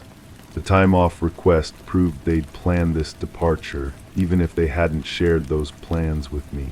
Perhaps our relationship had grown stagnant without my realizing it. Perhaps they'd simply needed an escape route and had finally taken it. But the other part of my mind, the part that awakened at 3 a.m. with a racing heart, whispered different possibilities. What if the person who'd submitted that time-off request hadn't been my partner at all? What if someone else had learned to mimic their handwriting, their voice, their routines? The thought seemed paranoid, the stuff of television thrillers, yet it lodged itself in my consciousness like a splinter. I started checking locks obsessively. Windows, doors, even the garden gate that hadn't been secured in months. The house felt porous now, full of entry points I'd never considered before. Every shadow seemed to shift when I wasn't looking directly at it. Every sound from the street made me freeze, listening for footsteps that might belong to someone returning or someone who'd never left at all. The police officer who took my missing person report had kind eyes but a skeptical tone. Adults disappeared voluntarily more often than people realized, she explained, especially when there was documented evidence of planned time off. She took notes dutifully, but I could see her mentally filing the case under domestic dispute rather than genuine mystery. Still, she asked the standard questions. Had there been any arguments recently? Financial stress? Signs of depression or unusual behavior? I answered honestly, or tried to. But how do you explain the subtle wrongness that had been building for weeks? The feeling that the person sharing your bed had become a stranger wearing a familiar face. The nights grew longer. I'd lie awake listening to the house settle around me, each creak and sigh magnified in the darkness. Sometimes I'd reach across the bed, expecting to find warmth, only to encounter cold sheets that seemed to stretch endlessly. In those moments, I wondered if my partner had ever really been there at all, or if I'd been alone much longer than I cared to admit. Memory became unreliable. Had we really shared breakfast that final morning, or had I simply set two places out of habit? The more I tried to recall specific details, the more they seemed to slip away, like trying to hold water in cupped hands. Even photographs began to look strange, as if the person smiling beside me in vacation snapshots was someone I'd never met. I found myself returning to the coat hook by the entrance, studying the empty space where their jacket should hang. But had there ever been a jacket there? The shadow I'd noticed that first evening might have been nothing more than a trick of light, my mind filling in details that had never existed. Perhaps I'd been living with ghosts long before anyone actually disappeared. The waiting stretched into weeks. I maintained the routines of normal life, going to work, buying groceries, making small talk with acquaintances who didn't know anything was wrong. But underneath the surface, I felt myself fragmenting, split between the person who believed in logical explanations and the person who knew something far stranger was happening. Sometimes I caught glimpses of the truth in peripheral vision, but it vanished the moment I tried to focus on it directly. Like trying to see a faint star that only appears when you're not quite looking. The answer was there, hovering just beyond reach, waiting for me to either embrace it or finally let it go. And still the door stays open, yielding to my touch without resistance. Still the silence shapes itself around me, patient and expectant. I've learned to live with the uncertainty, to exist in the space between what I know and what I fear. Perhaps that's where the truth has been hiding all along, not in the facts or the fantasies, but in the terrible, beautiful space between them.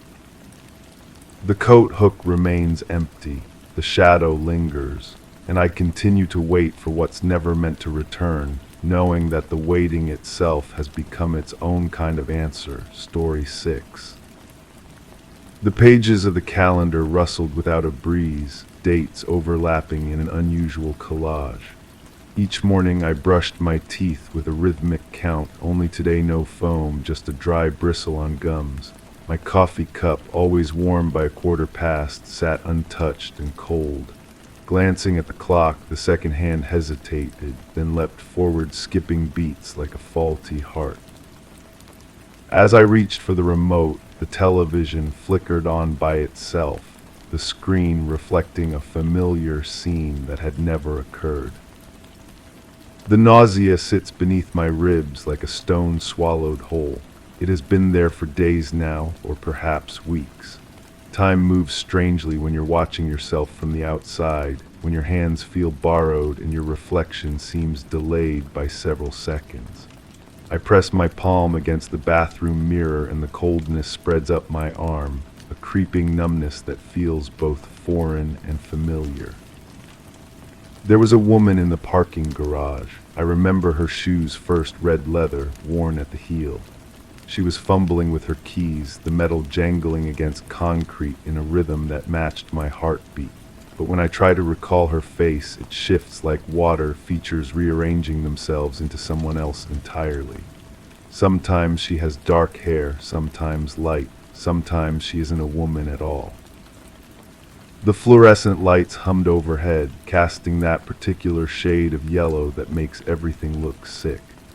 I had been walking toward my car or away from it. The sequence blurs. My footsteps echoed, but they sounded wrong, as if someone else was walking just behind me, matching my pace perfectly. When I turned to look, the garage stretched empty in both directions, filled only with the metallic taste of exhaust and something else. Something sweet and cloying that made my stomach turn. I find myself checking the locks on my apartment door multiple times each night. The deadbolt slides home with a satisfying click, but the sound feels hollow, as if the metal isn't quite connecting. My hands shake as I test the handle, pulling and pushing until my knuckles ache. The hallway outside remains silent, but I can sense movement just beyond my peripheral vision, shadows that shift when I'm not looking directly at them. The woman's purse had spilled across the concrete. Lipstick, coins, a cell phone with a cracked screen. I bent to help her gather the contents, my fingers brushing against something wet and warm. When I looked down, my hands were clean, but the sensation lingered.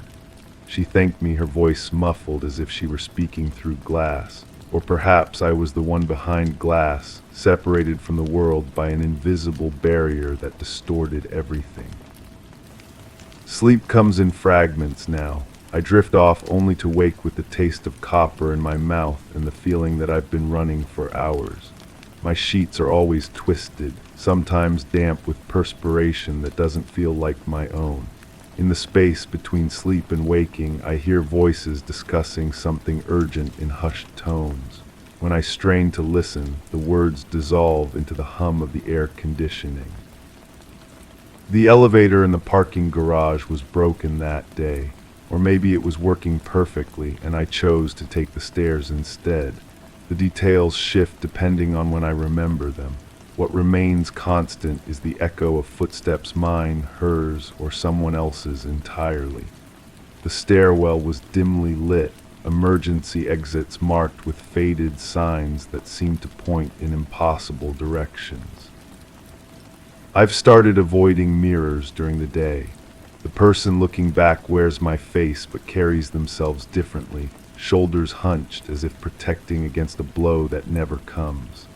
Their eyes hold knowledge that I don't remember acquiring, a weight that makes my reflection seem older, more tired than I feel. Sometimes I catch glimpses of movement in peripheral reflections, windows, car doors, the surface of water, and when I turn, nothing is there. The woman's car was parked next to mine, a small sedan unremarkable except for the dent in the rear bumper shaped like a question mark. She dropped her keys twice before managing to unlock the door. Her hands were shaking, or perhaps it was my own trembling that I projected onto her. The air between us felt charged, like the moment before lightning strikes, when every hair stands on end and the world holds its breath. I remember helping her, but I also remember walking past without stopping. Both memories feel equally real, equally false. In one version, she thanks me and drives away, taillights disappearing around the concrete corner. In another, she never makes it to her car at all. The parking garage remains frozen in that moment of decision, the fluorescent lights humming their endless song while shadows pool in the corners like spilled ink. The police came to my apartment building. I watched from my window as they questioned neighbors, their notebooks filling with careful observations and measured responses. They knocked on my door too, but I was already gone, or perhaps I never left at all. The conversation happened in my living room, their voices professional and distant, while I sat on the edge of my couch, hands folded in my lap like a schoolchild called to the principal's office. They asked about the woman, about what I had seen. I told them about the red shoes, the broken elevator, the scattered contents of her purse. But as I spoke, the details felt rehearsed, as if I were reciting lines from a play I had never auditioned for. Their faces remained neutral, but I sensed skepticism in the way they glanced at each other, the way their pens paused over their notebooks. The nausea intensifies when I think about her eyes. They were brown or blue or green. They held fear or gratitude or something else entirely. She looked at me as if she recognized something, as if we had met before in circumstances I couldn't quite recall. The recognition was mutual, a spark of connection that felt both comforting and deeply unsettling. I've been having dreams about water, deep, dark water that reflects nothing and swallows sound. I'm standing at the edge, fully clothed, while someone calls my name from beneath the surface. The voice is distorted, urgent, but I can't make out the words. When I wake, my pillow is always damp, and the taste of lake water lingers on my tongue, despite the fact that I haven't been near water in months. The parking garage has been closed for renovations. I drive past it sometimes, noting the construction barriers and the workers in hard hats who move with purpose through the concrete maze. They're installing new lighting, someone told me, better security cameras. The improvements feel like an accusation, as if the old systems had failed to capture something important, something that might have made all the difference. My memory of leaving that day fractures into multiple possibilities. I walked to my car and drove home, radio playing soft jazz while traffic lights changed from red to green in perfect sequence. Or I ran, feet pounding against concrete while my heart hammered against my ribs, the sound of sirens growing distant behind me. Or I never left at all, frozen in that moment of decision while fluorescent lights buzzed overhead and shadows lengthened across the garage floor. The woman appears in my dreams now, always from behind, always walking away. Her red shoes click against an endless corridor of concrete, each step echoing like a countdown. I try to call out, to warn her or apologize or simply to make her turn around, but my voice emerges as a whisper that dissipates before reaching her ears. She never stops, never looks back, never acknowledges my presence, even though I know she can sense me following.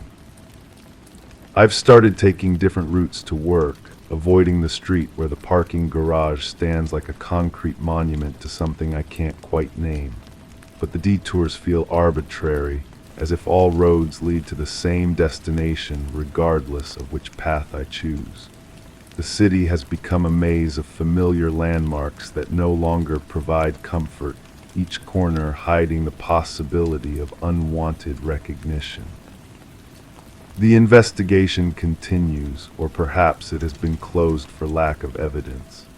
Information filters through conversations overheard in coffee shops and grocery stores, fragments of speculation that may or may not relate to what I witnessed or failed to witness or imagined entirely. The woman has become a ghost story, a cautionary tale whispered by people who never knew her name.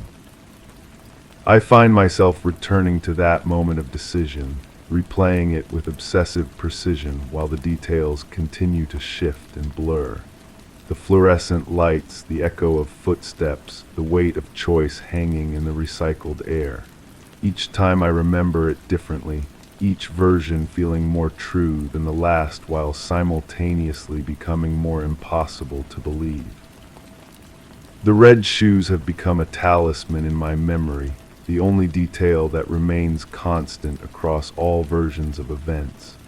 They represent something important, some key to understanding what really happened in those fluorescent-lit moments between recognition and consequence. But when I try to focus on their significance, they dissolve into abstract concepts of guilt and responsibility that I can't quite grasp. My reflection has begun to lag more noticeably, as if the person in the mirror is processing information just slightly slower than I am. Sometimes I catch them making expressions I don't remember forming, or looking in directions I haven't turned toward.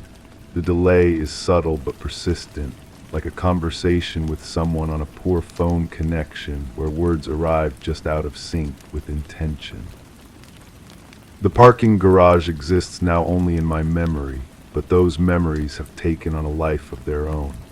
They grow and change, adding details that feel authentic while contradicting everything I thought I knew about that day. The woman multiplies into several women, all wearing the same red shoes, all fumbling with the same set of keys, all looking at me with the same expression of recognition tinged with something I can't identify. I wake each morning with the taste of concrete dust on my tongue and the sound of jangling keys echoing in my ears. The calendar pages continue to rustle without wind, dates overlapping in patterns that suggest meaning while revealing nothing. My coffee grows cold while I stare at reflections that don't quite match my movements, searching for answers in the space between what I remember and what I know must be true. The woman walks away in endless repetition, red shoes clicking against concrete that stretches into darkness. I follow at a distance that never changes, close enough to see her shoulders shake, but too far to offer comfort or explanation. The fluorescent lights hum their mechanical lullaby while we move through this frozen moment, neither of us able to change course or reach the destination that always remains just beyond the next corner. Story 7. It wasn't the first time the garage was left ajar. The wind had a way of catching the door, pulling it open just a crack as if inviting curious eyes.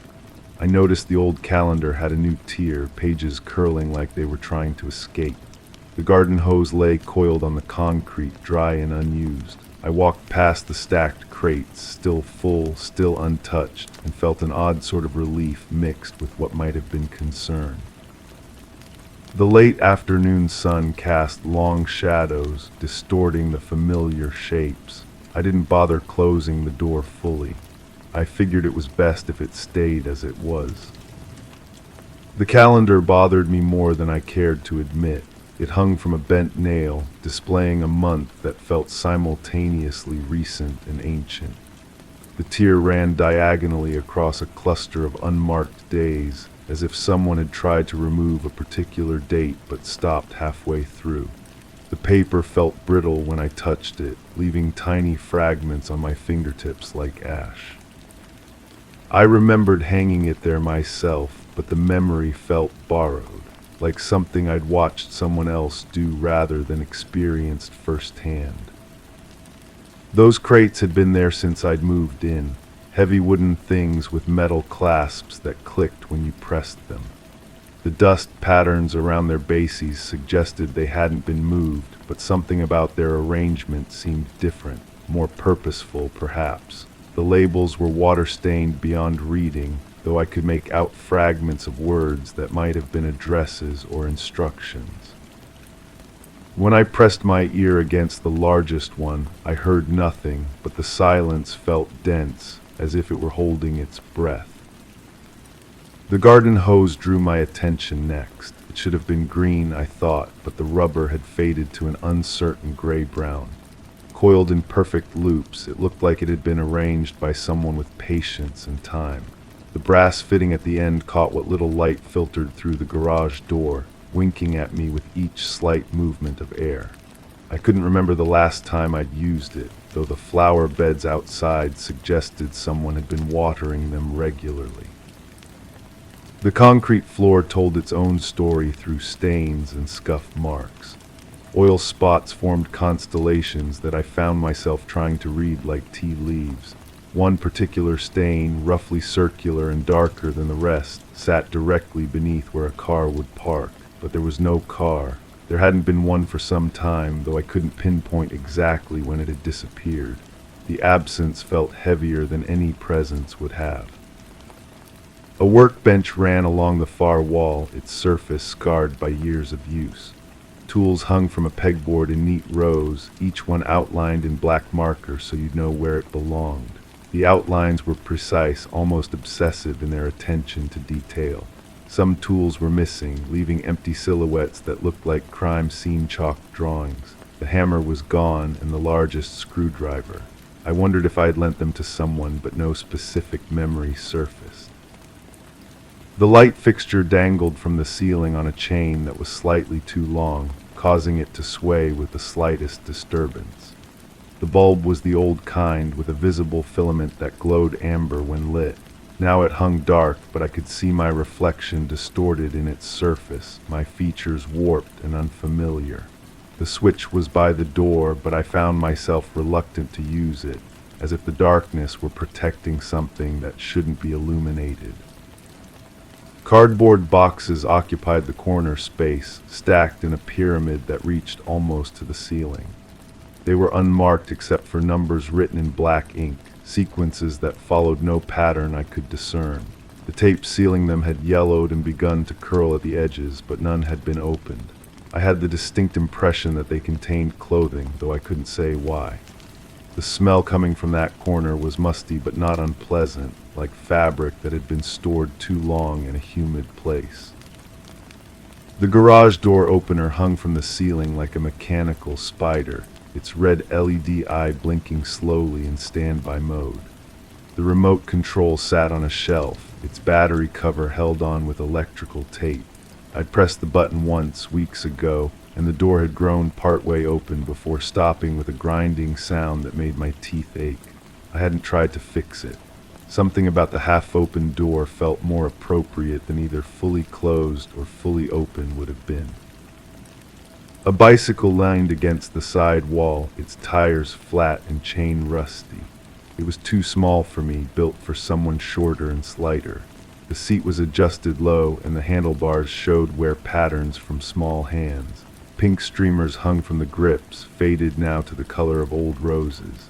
When I spun the front wheel, it wobbled severely, making a rhythmic ticking sound that reminded me of a clock running slow. The smell in the garage was complex, layered like sediment. Motor oil and dust formed the bass notes, but underneath I detected something sweeter, almost floral. It was strongest near the crates, though when I moved closer to investigate, it seemed to shift and dissipate. Sometimes I thought I caught a whiff of perfume, something delicate and expensive that didn't belong in this utilitarian space. Cobwebs stretched across the corners, intricate as lace and heavy with dust. The spiders that had made them were long gone, leaving only these architectural remnants of their presence. One web in particular caught my attention, spanning the gap between two ceiling joists. It was perfectly symmetrical, almost mathematical in its precision, and completely empty. Not even the dried husks of trapped insects remained. The side door that led to the backyard had been painted over so many times that the layers formed small ridges around the frame. The current color was white, but I could see hints of blue and yellow beneath where the paint had chipped. The doorknob was loose, requiring a specific technique to turn properly. I knew this technique instinctively, though I couldn't recall learning it. My hand moved to the correct position automatically, muscle memory guiding fingers I wasn't sure were entirely my own. A mirror hung near the workbench, cracked diagonally from corner to corner. The crack divided my reflection when I looked into it, creating two versions of myself that didn't quite align. One half appeared younger, the other more tired. The mirror's frame was ornate, too fancy for a garage, as if it had been moved here from somewhere more formal. Behind the glass, the silver backing had begun to darken and peel, creating blind spots that seemed to watch me back. The electrical panel on the wall was newer than everything else, its metal surface unmarked by rust or wear. All the circuit breakers were labeled in the same careful handwriting that had outlined the tools. The labels were specific: kitchen counter, master bedroom, basement lights. That last one puzzled me because I was certain the house had no basement. When I flipped that particular breaker, I heard a distant humming sound that seemed to come from beneath my feet. A stepladder stood folded against the wall, its aluminum surface spotted with paint drops in various colors. The steps were worn smooth in the centers, polished by countless uses. At the ladder's base, a small pile of screws and bolts had accumulated, as if they'd fallen from various projects and been swept into this corner to await sorting. Some of the screws were bent, others stripped, all of them discarded but not quite thrown away. The window facing the street was grimy with years of accumulated dust and pollen. Through it, the neighborhood appeared softly focused, like a watercolor painting left in the rain. I could see the house across the way, its windows dark and curtains drawn. A car passed occasionally, but the sounds were muted, distant.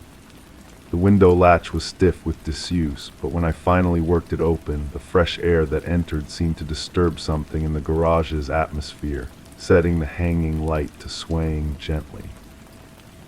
On the shelf above the workbench sat a coffee can filled with screws, nails, and other hardware. The can's label had faded beyond reading, but I could make out part of what might have been a brand name. Inside, the metal pieces had begun to rust together, forming clumps that rattled when I shook the can. Mixed among the hardware were other small objects: a button, a coin from a country I didn't recognize, a key that fit no lock I could identify. The garage's acoustics were strange, amplifying some sounds while dampening others. My footsteps echoed differently depending on where I stood, as if the space had pockets of varying density. Near the crates, sound seemed to die quickly, absorbed by something I couldn't see. But by the door, even the smallest noise reverberated, multiplied into whispers that followed me as I moved. A shop vacuum sat in the corner, its hose coiled around the canister like a snake.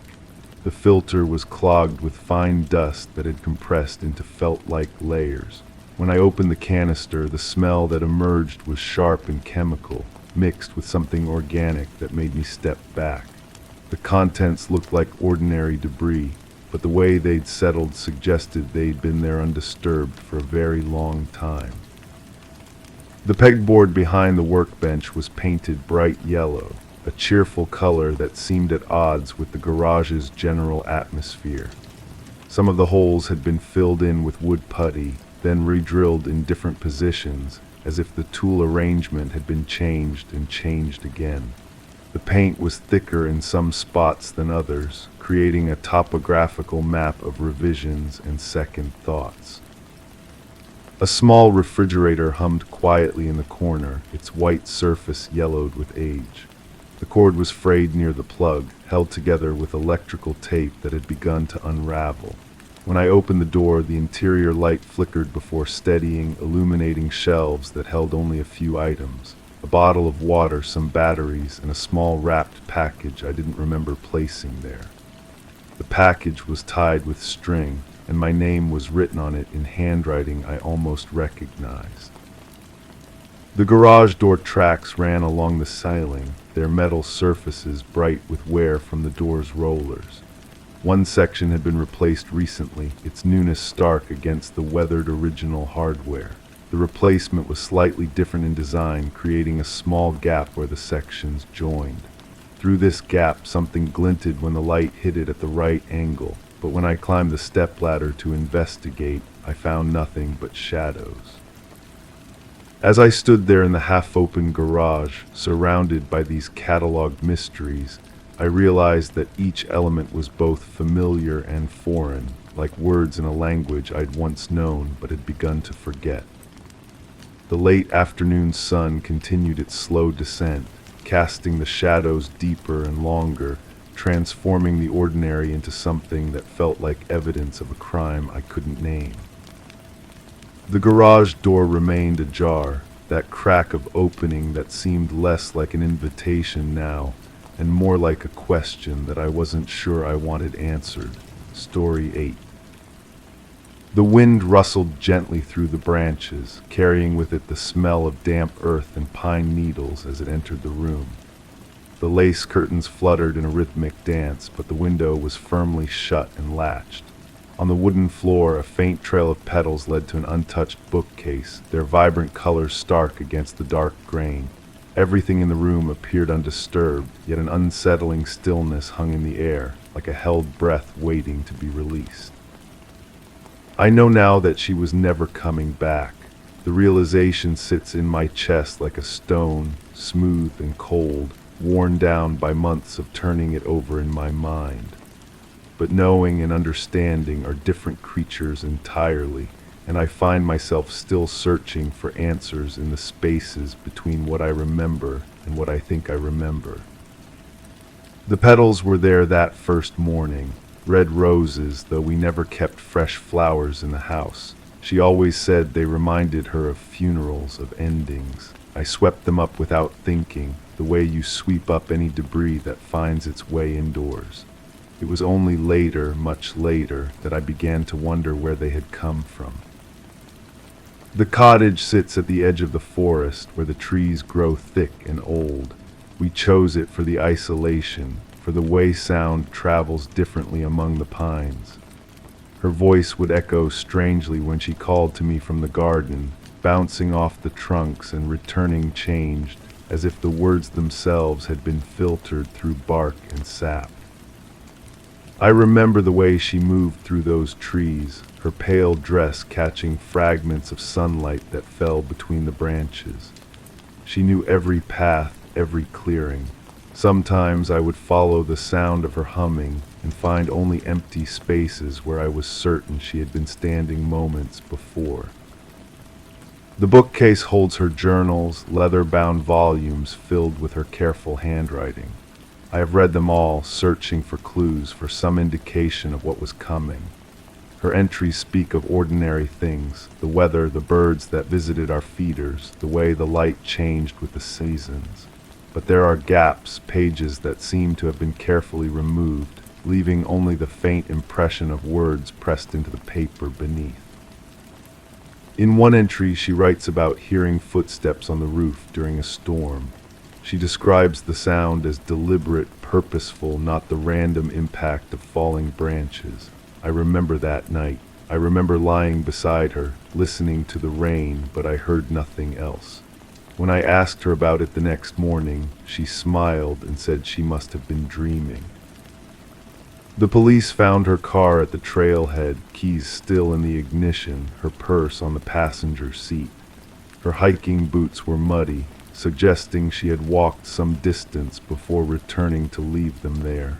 But she was wearing those boots the last time I saw her, and she never came back to the cottage that day.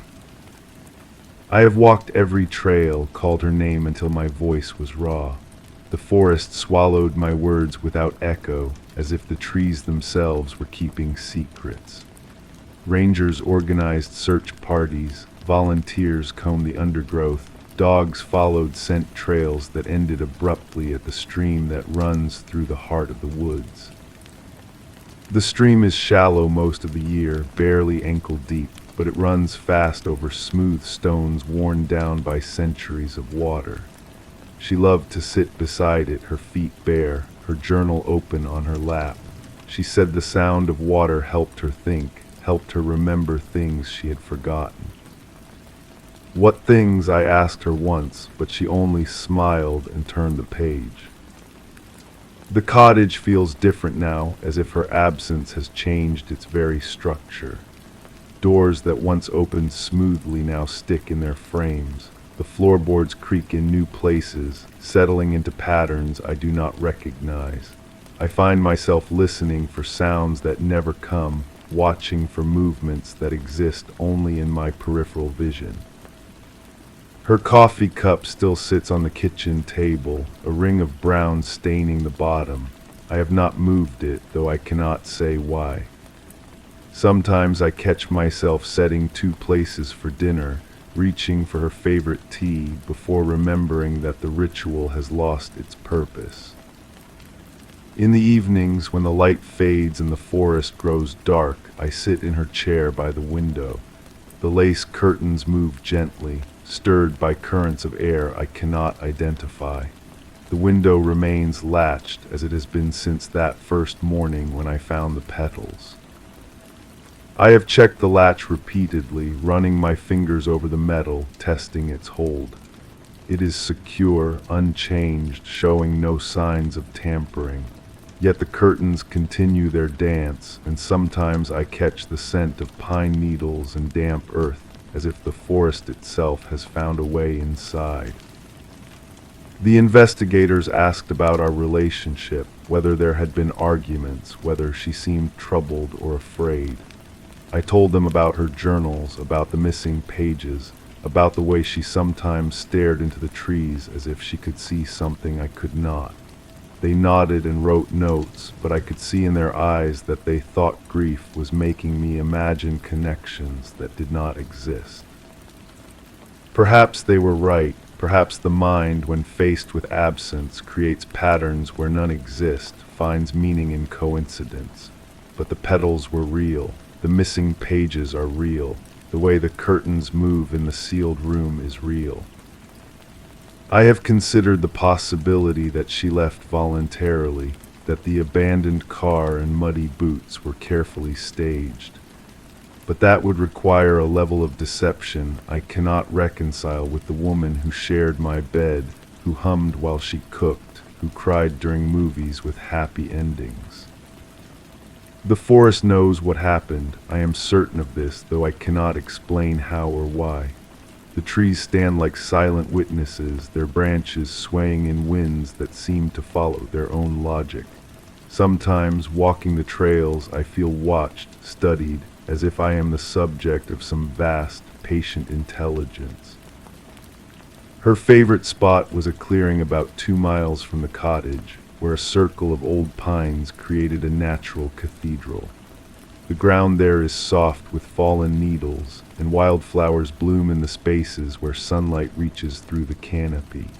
I found her there many times, sitting cross-legged, her journal closed, her eyes fixed on something I could never identify. The clearing is empty now, but it does not feel abandoned. If anything, it feels expectant, as if it is waiting for her return. I have left flowers there, small offerings placed at the base of the largest pine. They disappear after a few days, though I never see animals in the clearing, never find scattered petals or stems. The local newspaper ran a story about her disappearance, describing her as an avid hiker who knew the area well.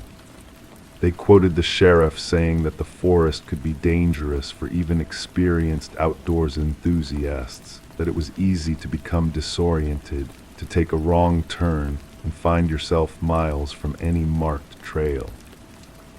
But she never got lost. In all our years together, through all our walks and explorations, she never once seemed uncertain of where we were or how to get home.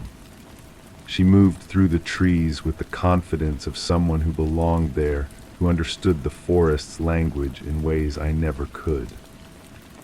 The dreams started a few weeks after she disappeared. In them I am walking through the cottage, and everything is exactly as it was before, except the rooms seem larger, the hallways longer. I call her name, and her voice answers from somewhere ahead, always just around the next corner, always just out of reach. In the dreams, the petals on the floor form a clear path, leading not to the bookcase, but to a door I do not recognize.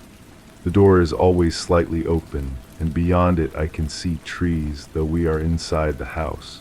Her voice calls to me from that impossible forest, gentle and patient, as if she has been waiting for me to find her. I wake from these dreams with the taste of pine needles in my mouth and the sound of wind in my ears. The cottage is quiet, but the curtains move in their endless dance, and sometimes I think I catch a glimpse of pale fabric among the shadows. The investigators have moved on to other cases, other mysteries. The search parties have disbanded. The volunteers have returned to their ordinary lives. I am alone with my questions and the forest that refuses to give up its secrets. But I continue to wait, to watch, to listen for sounds that might carry meaning. The cottage has become a kind of listening post, a place where I monitor the boundary between the known and the unknowable. And sometimes, in the quiet hours before dawn, I think I hear her humming, carried on winds that blow through sealed windows, through locked doors, through the spaces between certainty and doubt. The petals appear irregularly now, not every morning, but often enough that I have stopped sweeping them away.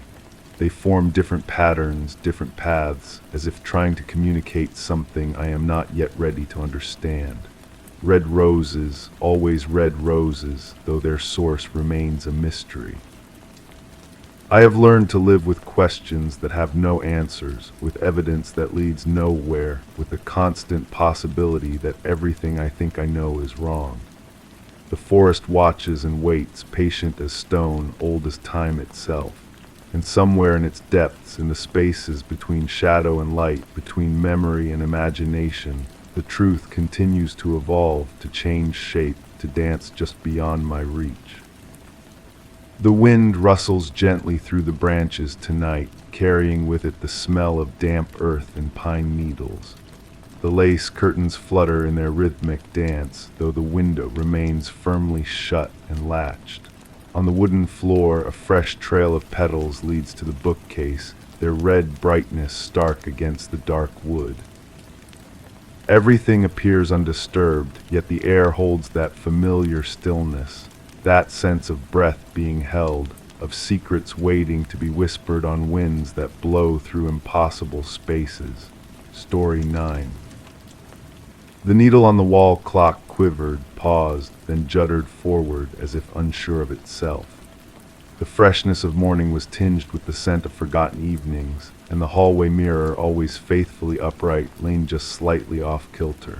My steps echoed twice, once behind and once ahead, leading me into rooms that felt both lived in and untouched, their shadows retreating hesitantly. A floorboard creaked as I shifted my weight, but the sound came from the floor beneath. Was it supposed to? In the corner of my eye, the curtains swayed, though the windows remained resolutely shut. When I glanced back, my reflection was waiting, already turning away. The house had been empty for 3 weeks. That's what they told me, what I told myself. but the coffee cup on the kitchen counter still held warmth against my palm, and the newspaper lay folded to the crossword puzzle, half completed in pencil. Someone had been working on it. The handwriting looked familiar, though I couldn't place it immediately. 7 across, what remains after the truth is told. The answer spaces waited, unfilled. I was there because of what happened to her, the woman who lived here, the woman who disappeared. The police had finished their investigation, or so they claimed, but her sister wanted someone to walk through the rooms to see what they might have missed. Someone who understood the weight of details, someone who noticed things. The kitchen smelled of vanilla and something metallic. Not blood, I would recognize that, but copper pennies perhaps, or the taste that comes before a storm. The refrigerator hummed with mechanical persistence, and when I opened it, the light flickered twice before steadying. Milk still good, eggs in their carton, none missing. A bottle of wine with the cork pushed back in, about half empty, or half full depending on your perspective. Her sister had described her as meticulous, everything in its place. But the wine glasses in the sink, there were 2 of them, sat unwashed, bearing the faint residue of red wine and lipstick, 2 different shades of lipstick. One I recognized as the color she wore in the photographs her sister had shown me. The other was darker, more deliberate. The living room told a different story, or perhaps the same story from another angle. The couch cushions held the impression of 2 people, but they were positioned as if for conversation, not intimacy.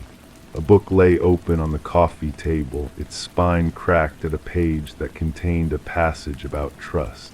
Someone had underlined a sentence: "The most dangerous lies are the ones we tell ourselves." I found myself studying the photographs on the mantelpiece. Her face appeared in most of them, but never alone, always accompanied by others, friends, family, colleagues. In each image she stood slightly apart, as if maintaining a careful distance even in moments of apparent closeness. Her smile was consistent, practiced, the kind of expression that reveals nothing while suggesting everything. The stairs to the 2nd floor creaked in a pattern I began to memorize. 3rd step, 7th step, the landing itself. But when I descended later and climbed them again, they sang a different song. Perhaps I had stepped differently, or perhaps the house was settling into my presence, adjusting to my weight and rhythm. Her bedroom was where the questions multiplied. The bed was made with military precision, but one pillow showed the faint indentation of a head. The closet held clothes arranged by color and season, yet several hangers hung empty in the middle of the arrangement, as if specific items had been removed in haste. The dresser drawers were organized with the same attention to detail, except for the bottom drawer, which stuck when I tried to open it. Inside that drawer, beneath layers of winter sweaters, I found a collection of letters bound with a ribbon. The paper was expensive, the handwriting elegant but increasingly erratic as the dates progressed. They were love letters, or what began as love letters. The tone shifted as I read, from devotion to pleading to something that felt like desperation. The signature was illegible, just an initial that could have been any number of letters. But it was the dates that troubled me. They spanned months, but the progression wasn't linear. A letter dated from spring appeared after one from summer. Another from winter was sandwiched between 2 from fall. Either they had been shuffled randomly, or someone had arranged them to tell a particular story, to create a specific impression. The bathroom yielded its own mysteries. 2 toothbrushes in the holder, but one was dry and hard, unused for weeks. The medicine cabinet contained prescriptions in her name, but also a bottle of pills I didn't recognize, with a label that had been partially torn away. The remaining text showed only a fragment, as needed for anxiety. I returned to the living room and sat in the chair that faced the couch. From this angle I could see the kitchen, the hallway, and the front door. It was a position of observation, of control. Someone sitting here could monitor the entire downstairs. The chair's upholstery was worn in a way that suggested regular use, and the side table next to it held a notebook and pen. The notebook was filled with observations, written in the same hand that had worked on the crossword puzzle. Notes about neighbors, about their routines and visitors, times when certain cars appeared on the street, descriptions of people who came and went. It read like surveillance, but surveillance conducted by someone who was simultaneously watched and watcher. One entry caught my attention. She knows I'm watching. She watches me watching. We're both pretending not to notice. The date was recent, just days before she disappeared. Below it, in different ink, someone had written, "The game changes when both players know they're playing." I called her sister from the house phone, an old rotary model that sat on the kitchen counter. The connection was poor, filled with static that made our voices sound distant and distorted. "Did she ever mention feeling watched?" I asked. "She was always paranoid," came the reply, though the static made it sound like she was always prepared. I asked her to repeat it, and this time I heard it clearly. Paranoid, she thought everyone was keeping secrets from her. "What kind of secrets?" The line crackled, and for a moment I thought we'd been disconnected. Then her sister's voice returned, smaller and more uncertain. "The kind that make you disappear." After I hung up, I noticed that the receiver was warm against my ear, as if it had been used recently. But I was alone in the house. I had been alone since I arrived. The phone itself was old enough that it might retain heat, I reasoned. Old things often behaved in unexpected ways. The afternoon light began to fade, and the house took on a different character. Shadows fell in new patterns, revealing details I had missed in the brightness of morning. The mirror in the hallway, which I had noticed was tilted, now reflected not the room behind me but the room beside me. When I adjusted my position, the reflection adjusted too, but always showing me something other than what I expected to see. I found myself drawn back to the letters, to their confused chronology and increasingly desperate tone. Reading them in the order I had found them, they told the story of a relationship's deterioration. But when I arranged them by date, they revealed something else entirely, a pattern of manipulation, of psychological pressure applied with surgical precision. The writer knew her habits, her fears, her vulnerabilities. The letters referenced conversations I was certain she would never have shared willingly. They contained details about her daily routine that could only have been gathered through observation, through watching. But there were also references to things the writer couldn't possibly have known through surveillance alone. Private thoughts, dreams, childhood memories. Either she had shared these things willingly, or the writer had access to information from another source. A diary, perhaps, or conversations with someone she trusted. I searched the house again, looking for a diary or journal, but found nothing. What I did find, tucked behind books on a shelf, was a small recording device. It was old, the kind that used tiny cassette tapes, but it was still functional. The tape inside was partially wound, and when I pressed play, I heard her voice. She was talking to someone, but I could only hear her side of the conversation. Her tone was careful, measured, as if she was choosing each word deliberately. She was explaining something, justifying a decision. "You have to understand," she said, "I never meant for it to go this far, but once you start lying, you have to keep lying or everything falls apart." The recording continued for several minutes, her voice growing more agitated, more defensive. She was being accused of something, that much was clear, but the nature of the accusation remained hidden in the unheard responses of her companion. Near the end of the tape, her voice dropped to a whisper. "If you tell anyone, I'll deny everything, and who are they going to believe?" The tape ended there, but the silence that followed was different from ordinary silence. It was the kind of quiet that comes after secrets are spoken, heavy with implications and consequences. I rewound the tape and listened again, this time focusing on the background sounds. There was the familiar hum of the refrigerator, the tick of the wall clock, the creak of floorboards, but there was also something else, the faint sound of breathing that wasn't hers. Someone else had been in the room, listening, perhaps recording. The realization that I was holding a recording of a recording made me consider the possibility that nothing in the house was what it appeared to be. The letters, the notebook, the evidence of a second person, all of it could have been staged, arranged to tell a particular story to whoever came looking. But if that was true, then who was the intended audience? The police had already concluded their investigation.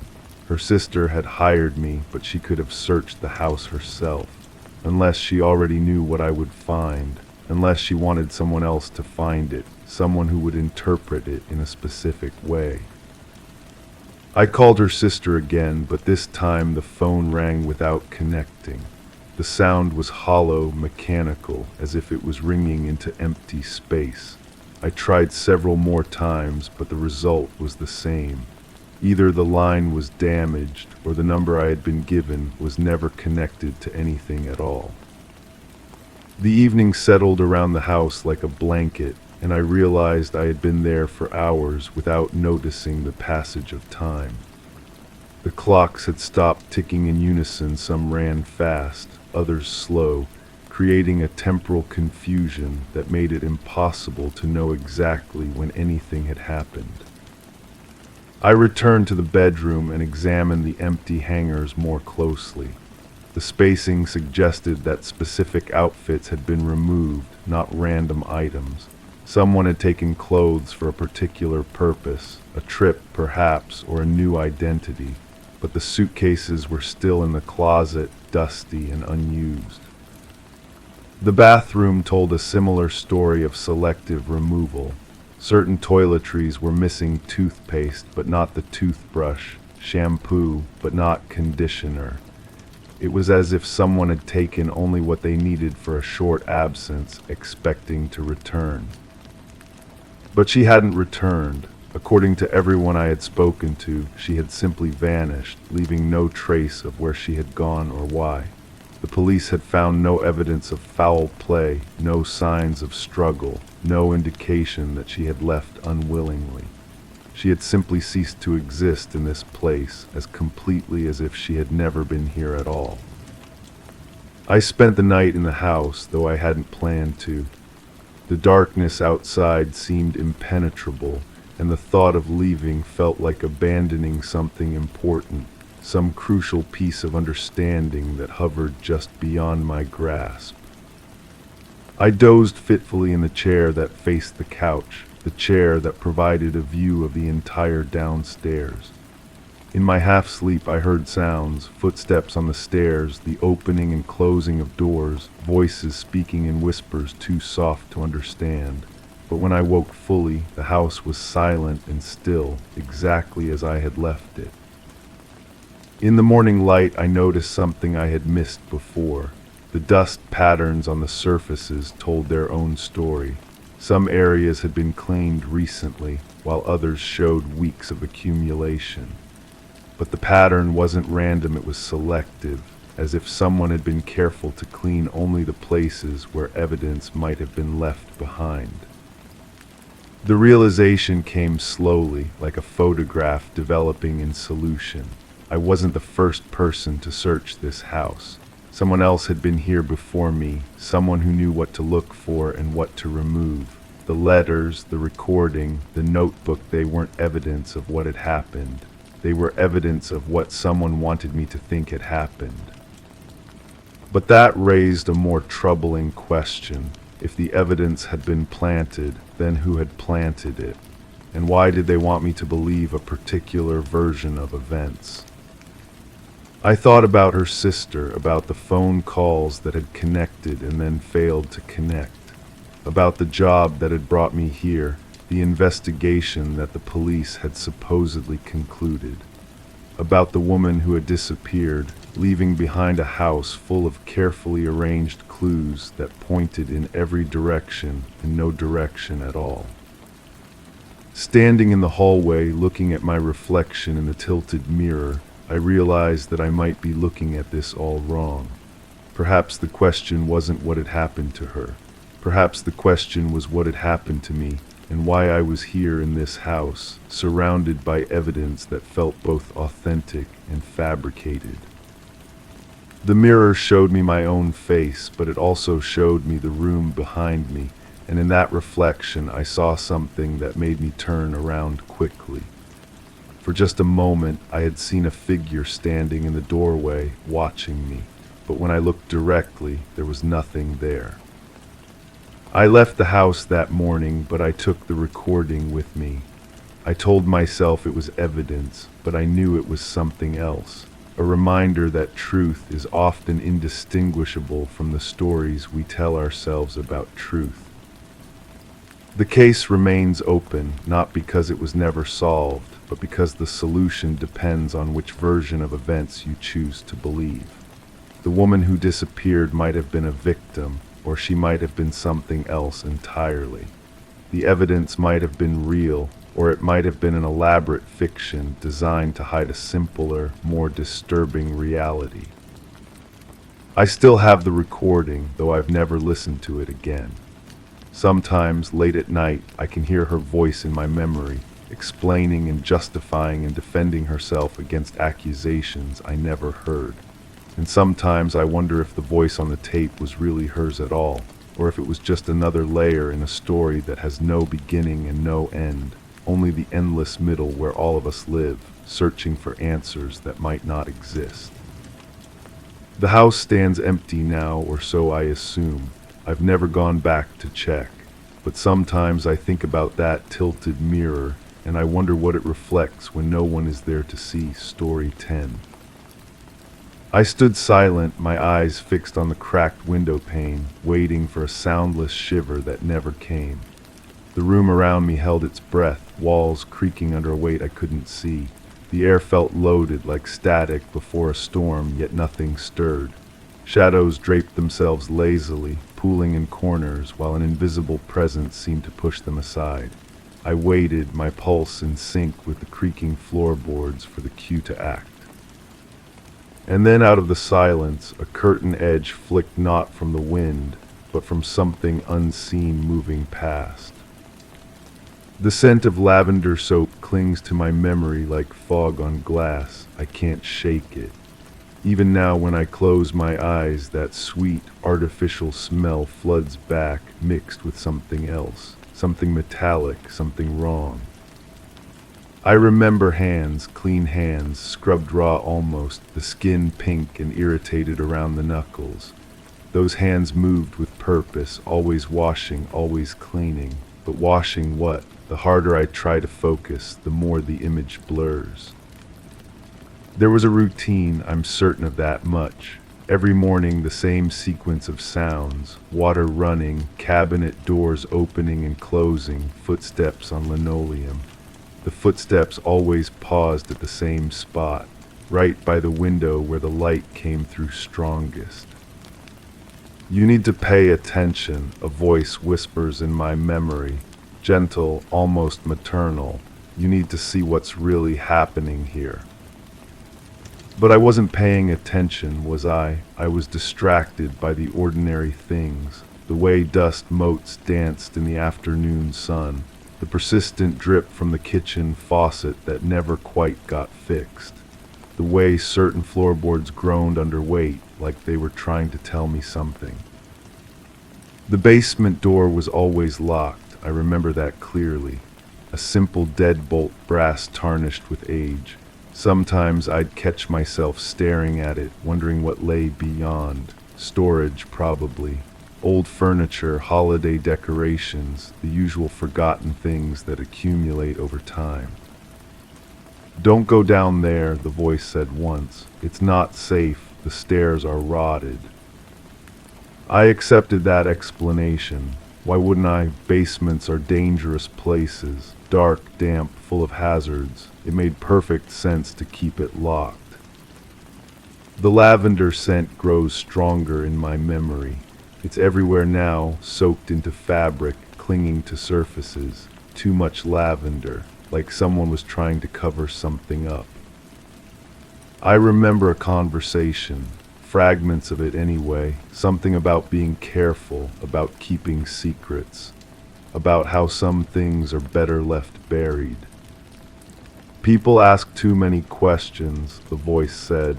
They don't understand, they wouldn't understand. Who was asking questions? I can't recall. The memory feels important, but it slips away whenever I try to grasp it fully, like trying to hold water in cupped hands. There were visitors sometimes, I think. Their voices would drift through the walls, muffled and indistinct, but they never stayed long. And afterward there would be more cleaning, more scrubbing, more lavender soap. The hands in my memory work faster now, more frantic, scrubbing at something on the floor, something dark that won't come clean no matter how hard they try. The knuckles are bleeding now, but the scrubbing doesn't stop. I should have asked more questions, should have wondered why the basement door was always locked, should have questioned why the lavender smell got stronger some days and weaker others, should have paid attention to the way certain conversations stopped when I entered a room. But I trusted that was my mistake. I trusted the gentle voice, the clean hands, the reasonable explanations for unreasonable things. The curtain moves again, just a flutter, barely perceptible, but I see it now for what it really is. Not wind, not an invisible presence, something else entirely. Something that's been there all along, waiting for me to notice. The cracked window pane reflects my face back at me, distorted and strange. I look older than I remember, more worn, like I've been carrying a weight I didn't know was there. You're starting to remember, the voice whispers. I was hoping you wouldn't. The basement key was hidden behind the flour canister. I know this now, though I can't recall how I learned it. The knowledge sits in my mind like a foreign object, uncomfortable and sharp. The stairs weren't rotted, they were solid oak, well maintained. Each step creaked in a specific pattern, a wooden symphony that played the same tune every time. How do I know this? When did I go down there? The smell hits me again. Lavender soap, but underneath it's something else, something organic, something that soap can't wash away, no matter how much you use. I see myself standing at the top of those basement stairs, key trembling in my hand. The darkness below seems to breathe, expanding and contracting like a living thing. Part of me wants to turn around, lock the door, forget I ever found the key. But I don't turn around. In my memory, I descend. The basement is larger than it should be. The foundation extends further than the house above, creating spaces that shouldn't exist. Rooms within rooms, corners that don't quite make sense geometrically. There are shelves down there, neat, organized shelves lined with jars. The jars catch what little light filters down from above, glinting like eyes in the darkness. I don't want to look too closely at what's inside them. You weren't supposed to see this, the voice says, and now it's different, harder, less gentle. This complicates things. The clean hands appear in my memory again, but now they're not washing. They're arranging, organizing, taking care of things that need taking care of. The movements are practiced, efficient. This isn't the first time. I remember backing away from those shelves, my foot catching on something soft, something that shouldn't have been there. When I looked down, the lavender scent became overwhelming, choking. My eyes watered, my throat closed. That's when I ran, I think I ran. The memory fractures here, splitting into 1,000 sharp pieces that cut when I try to reassemble them. Running feet on wooden stairs, a door slamming, the click of a deadbolt sliding home. But I couldn't lock away what I'd seen. The images followed me upstairs, invaded my dreams, colored every interaction with new meaning. The gentle voice became sinister. The clean hands became instruments of something terrible. "We need to talk," I remember saying, or maybe the voice said it to me. The memory is unclear, like looking through frosted glass. The conversation that followed exists in my mind as fragments, accusations, denials, explanations that explained nothing, justifications for the unjustifiable. "You don't understand the pressure," the voice said, "the constant demands, the expectations, something had to give." I wanted to leave, pack my things and go somewhere far away where lavender soap couldn't follow. But leaving would mean involving others, asking questions, providing answers I wasn't sure I wanted to give. So I stayed, we both stayed, living in the same space, breathing the same air, pretending that everything was normal, that I hadn't seen what I'd seen, that the basement door wasn't a barrier between the world above and the truth below. The routine continued, water running, cabinet doors, footsteps on linoleum, but now I heard it differently. Now I understood what those sounds really meant. The visitors stopped coming, at first gradually, then completely. When people asked, there were explanations, moved away, lost touch, busy with their own lives, reasonable explanations for unreasonable absences. I became complicit through my silence. Every day I said nothing was another day I chose to be part of it. The weight of that choice settled on my shoulders like a heavy coat when I couldn't take off. The lavender smell began to fade, not because there was less to cover up, but because I was getting used to what lay beneath it. Adaptation is a terrible thing. The human capacity to normalize the abnormal, to make peace with the unpeaceable. Sometimes I catch myself staring at the basement door, wondering if I imagined it all. Maybe the stairs really were rotted. Maybe the shelves were just storage. Maybe the jars contained nothing more sinister than preserves or pickled vegetables. But then the smell returns, faint but unmistakable, lavender soap and something else. Something that reminds me why I can't sleep through the night anymore, why I wake up with the taste of metal in my mouth. The voice speaks to me less frequently now. When it does, it's to remind me of our shared secret, our mutual dependence, how leaving would be just as dangerous for me as staying.